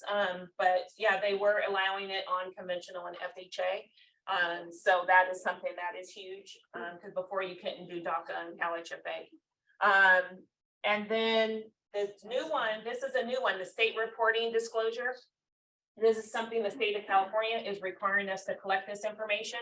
They can choose to decline to answer the questions, but they still have to sign it. So it's mandatory on every loan, and you can put all borrowers on one, but on the borrower affidavit. But the state reporting disclosure is just asking, have they served or if they had a parent that served in the military? And then also asking, have they, are they a first generational home buyer? Right now, that's just for informational purposes, but who knows, it could, you know, generate a program somewhere down the line.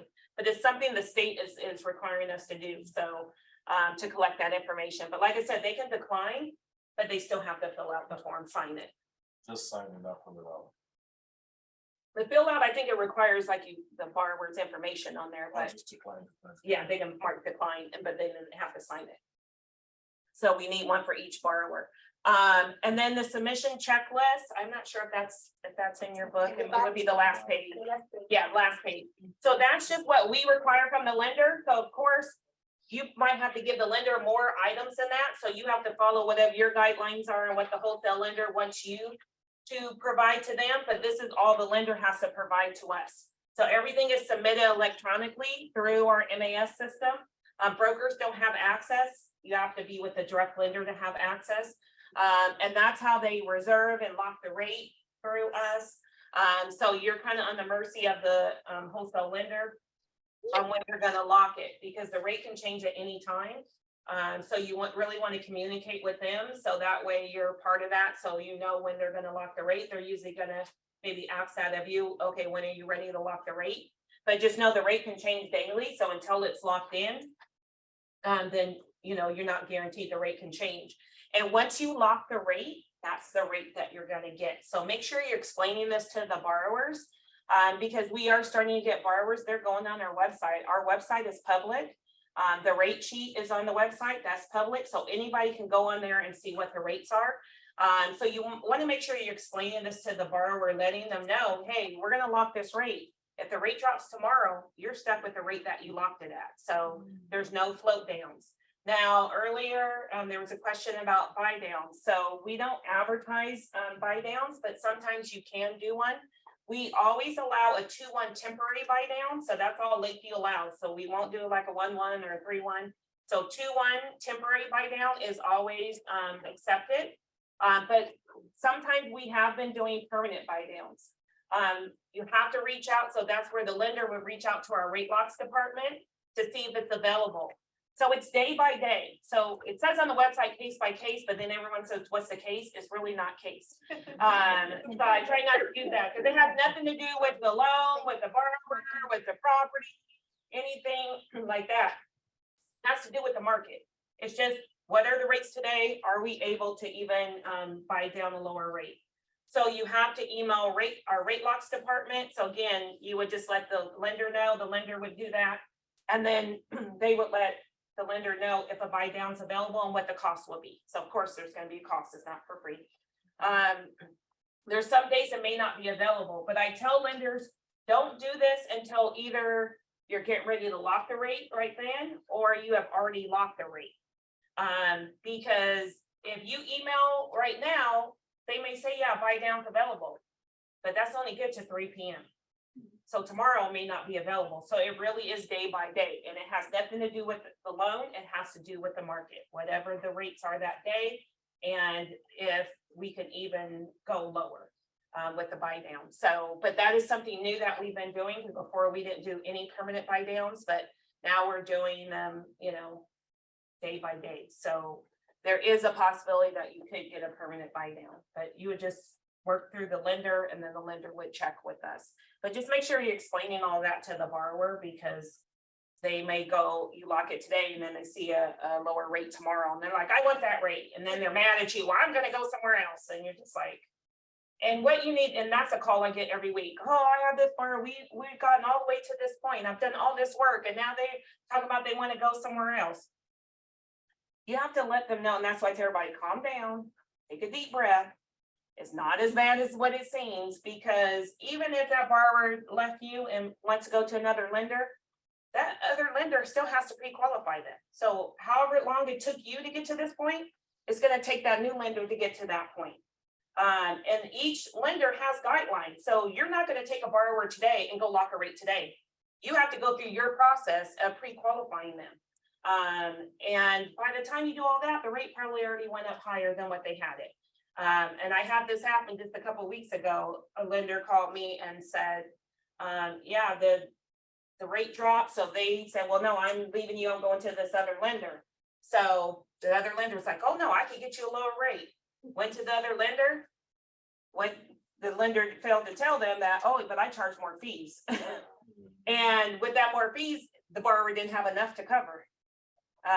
Because they charged the max allowed, and then now they want to come back to this other lender, and it's a done deal. So, so just make sure you're explaining all of that to the borrower.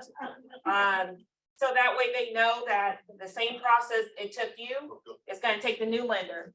And you got to, just say like on FHA, you got to figure out, can you transfer that case number? There's appraisal, can you transfer that appraisal? And you got to check with the seller. Is the seller going to wait another 20-30 days? So just make sure you're explaining all of that to them. But just know our rates, once you lock the rate, that's the rate that you're stuck with. And then you can reach out to see if a buy down is available, but don't always, it's not guaranteed. So on that, yes. The buy downs are typically on average, like how much? There's no average. It's all over the place. I have no, because it just varies day to day. I had one lender tell me it was, they don't even tell us, so I don't even know what they've been going for. But I had one lender say, oh no, it's too expensive. Then I had another lender was like, oh, it wasn't that expensive. So it just, there's no like set algorithm or anything like that. It's just, it's really just based on the market and that day, what we're able to get. Percentage on how much it can go down, like from 6 to 5? No, there's no percentage. It has to do with the market. So there's no average, there's nothing like that. It strictly is day by day. So there's no way to know that, oh, if you go down 0.5%, it's gonna be 0.5% cost. It's nothing. There's no set. So there's no way to even give you an average. Yeah. Because that's something new that we've been doing anyway, because before you couldn't do it at all. But with the rates being up, we have been starting to allow it, but we go through Lakeview. So that's where we get our rates through. And so that's where we would get even the buy downs available. So everything is done through them. So that checklist, that's what the lender is gonna electronically submit to us. Make sure you're getting them all the information they need so they can get us the information, because if they don't submit a complete package, we can't review it for that. So turn times are posted on the website. This is where it proves nobody listens to me in my class. Because no matter what day we're working on, I tell lenders allow 5 business days. Worst case scenario. But right now we're running 24 hours. But that is not always the case. It's day by day. Because we don't know how many files we're going to get in each day. We can get 10 files in today and get 80 files in tomorrow. So it can vary. And right now it's a little bit slow with the files coming in, because usually around the end of the year, beginning of the year, it's always slow with real estate. And so, but now we're getting a lot of reservations. So we're probably gonna get over 400 reservations just for this month of February. So that means, some of them fall out, but they're gonna all be coming through. And then with the new program, we're gonna get busy. So that's why I tell everyone, allow at least 5 business days, worst case scenario. You can still close these in 30 days or less. Average receipt is about 21 days. It just really depends on the lender, how they submit to us. So that's going to take you guys getting the correct information to the lender and them getting the correct information to us.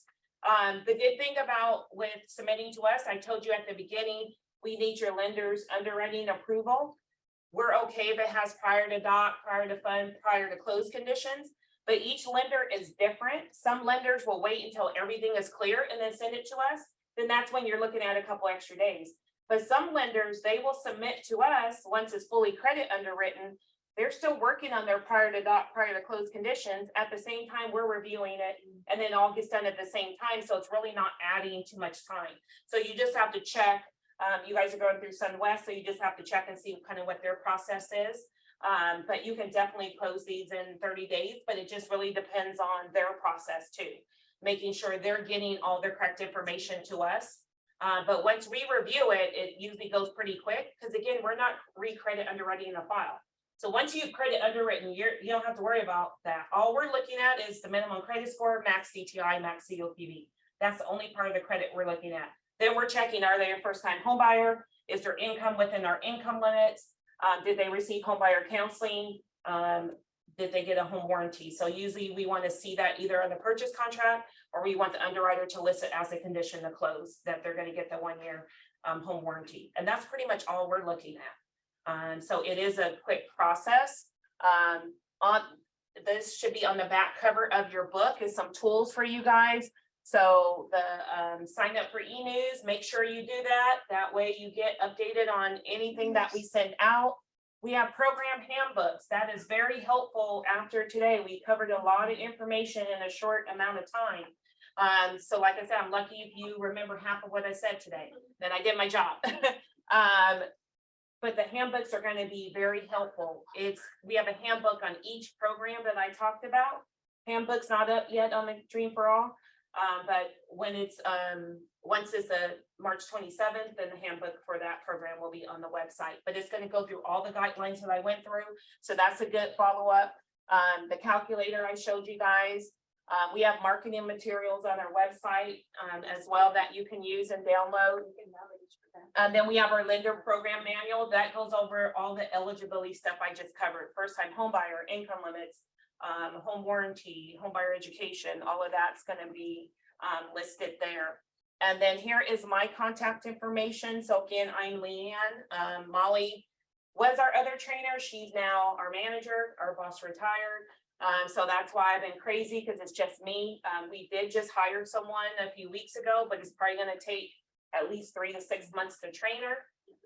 And then all the dream girl is gonna be gone by then. You know, I'm gonna be like, and that's why, you know, you guys, you know, Maybe you're tired, but. thank you, you know, for having me come out, because my schedule is crazy, and so I'm booked all the way until May. And so anybody now wanting to do a class, or I go out and I do just realtor presentations. It's only usually about 30-45 minutes. Or home buyer events, but like I'm booked up until like May. So it's just been crazy, because everybody is wanting us to come out and talk about the new program. And it's like, it's just me. So it's been me for a while. So I don't know where I live. I barely know my name. I have to look up here to remember what my name was. So it's been crazy, but email works better for me, especially right now. I usually am really good about calling people back, but it's been really bad. I have messages from last week that I haven't returned, and that is usually out of character for me, but it's just, I've been going back to back to back, and it's hard, like, you know, teach a class and I fly back home. So I can't talk on the phone, but I can, if I'm in the airport, I can email. If the Wi-Fi is working on the plane, I'll even answer emails on the plane, but I can't take a phone call. So I mean, I know there's sometimes you will need to call me, just bear with me right now, but email is definitely gonna be a lot faster, because it's just, you know, I'm going from one place to the other. Like I fly back home today, and then I turn back around and fly out tomorrow. I have 2 more classes Thursday and Friday in Riverside. So it's just back and forth. And then I finally get a weekend. I worked last weekend. And then I gotta fly back out again. So I'm flying basically almost every day. So that's why it's hard to get me on the phone right now. So email works better, but if it is something that you can't do by email, I know there's some scenarios you might call, just kind of bear with me a little bit. Or you can call the main number, but a lot of times she may not be able to answer all your questions, so she can refer it back to me anyway, but just kind of bear with me right now. But you can also contact Molly as well, but she's kind of swamped too, because she's now taking the beginning part of training the new person. So they kind of take, because my schedule is just crazy, so we don't want to scare her away. And let her know this is not normal. So let her just go with Molly right now, so she can get used to it. So that way she can stay, and she doesn't be like, oh no, I don't want to do this, I'm running away. Because she came with me right now, she probably would quit. So but yeah, so you can reach out to me. Any questions anyone has? Well, I just realized that you're going to my office at Remax in 2 weeks. I didn't know it was you. I'm pushing your name, so that's good. Oh, yeah. You can put a face. Yeah. to those emails. And that one is just gonna be it's not gonna be this full class, yeah. Okay. Because this was mainly for the brokers, you know, but it's always good. A lot of times realtors want to know kind of the whole process, and sometimes they don't. So that's when we do just the realtor presentations, where it's just an overview, just to let you know what we have available. And usually the main thing realtors want to know is, when can I close this loan? The question I have for you, for example, when you're ready to roll out that program, the California Dream Pro, how do you make those reservations? Through our MAS system. So the lender has to do that. So us as your processing team will do that for you. Yeah. So the only thing you guys need to make sure that you're doing as the LO, I'm gonna. So the only thing you guys need to do as the loan officers is to make sure those application forms are completed. Our processing team does that for you. So you guys don't have to worry about, holy crap, how do I lock this? Yeah. We got you. and same for realtors too, is the lender's gonna do all of that. So. Yeah. What exactly is the first generation home buyer, and how would it affect, if any, the application itself? Nothing. So it's just for informational purposes. So that's what I was saying, the state is gathering that information. So that's just someone that nobody in their family has ever owned a home. They're the first one in their family buying a home. So it could, somewhere down the line, could create a program just for first generational home buyers. So it's the state that is requiring us to gather that information. Because that's one thing California really is trying to do. They're really trying to come up with different programs, not even just for buying, but for renting. That's why they gave us some money for the ADU. So that way, if someone's not ready to buy a house, at least they can find somewhere to rent. Someone could build an ADU in their backyard to rent it out. But they're really, because people are leaving out of California because you can't afford it. So that's why they're trying to come up with different programs. So that's where we're getting the money from the state. So it's being passed in the state budget to put these programs so people can stay here in California and buy a home. So they just want that information because it could be something in future Senate or housing bills that get passed, that it could be a program just for someone who is their first generational home buyer. So right now it's just for informational purposes. So it has nothing to do with their application.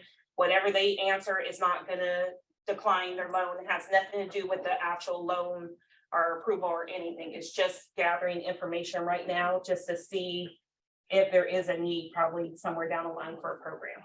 Thank you. So any other questions? What do you think we have? We got 5 minutes. I think we had one up here. Just so you guys know, oh, Dominic said.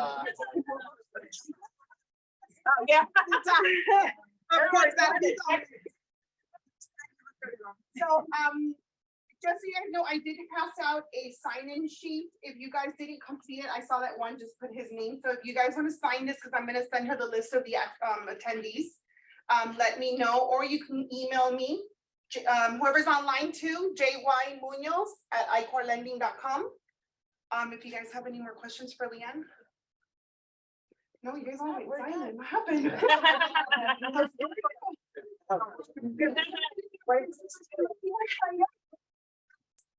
our CEO of President. He's the boss, President, I'm so sorry, of iCore Lending, so he can give you guys a little bit of info. I know we have a lot of realtors that came out. Thank you guys for coming out. I mean, this is a lot of information, but it helps you guys also to be able to sell this loan to the listing agent, right? When you're trying to write offers, because now you understand the background of it, right? So Yeah, so for those are the agents that came. We want to thank you guys very much for coming. Like she said, it helps fill in some of the gray area when you guys are going out and talking about some of these things with your clients. And then your clients are coming in and saying, hey, I don't have enough money for a down, or I have enough money for the down, but not for closing costs. Now you know a little bit more than just, hey, what's the CalHFA program? There's actually little nuances to all of the different options. Obviously here with any of the loan officers and a lot of the support staff, we're here to help. We're able to close these loans quickly. You know, our time constraints normally are not the lender, it's the client, right? You need the client to jump through a couple hoops here on these kinds of programs. We also need to make sure that the seller takes the offer, right? So there's a lot of things here. We want to make sure all the ducks are in a row. Obviously, as quickly as you can have the client work with us, we can close, as she said, in 30 days or less. So we just want to make sure that we're on those. I could attest for that because we just closed one in 30 days. Like, There you go. It was with you guys too, with George Ramirez. Oh yeah, 30 days. There's a testament. Yeah. So I appreciate you Yeah. saying, but those are right. We know how hard the market is right now. We know how tough it is. We want to make sure that we give you guys all the tools here. We have everything from the CalHFAs to the VAs to the FHAs, internally and externally, non-Q and everything. So just know we appreciate all of you guys coming. Please know that we always have an open door policy, whether you want to talk to me or Yesenia, who's the CEO. We want to make sure that we are able to do what we're trying to do.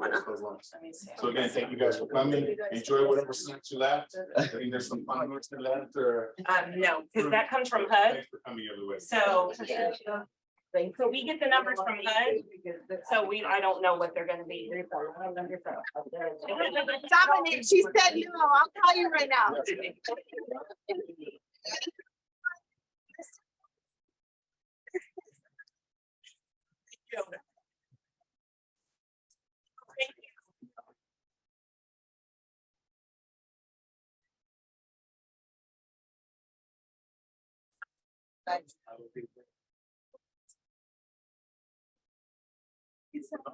Oh, thank you. I have a question. I'm sorry.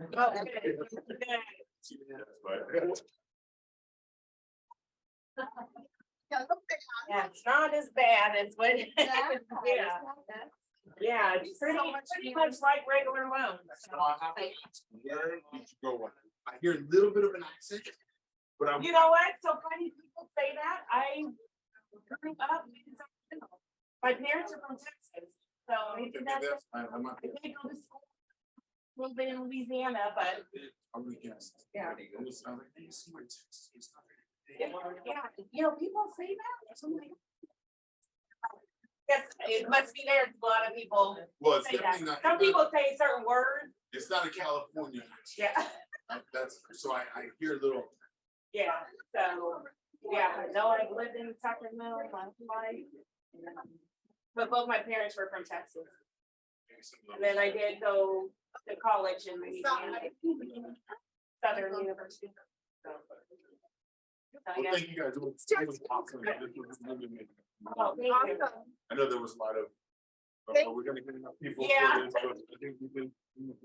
Yeah, yeah. Definitely. Yeah, you guys had a big crowd. That was Thank you good. very much. I appreciate it. Oh, you're welcome. Thank you so much. You're welcome. Thank you, everybody. Thank you.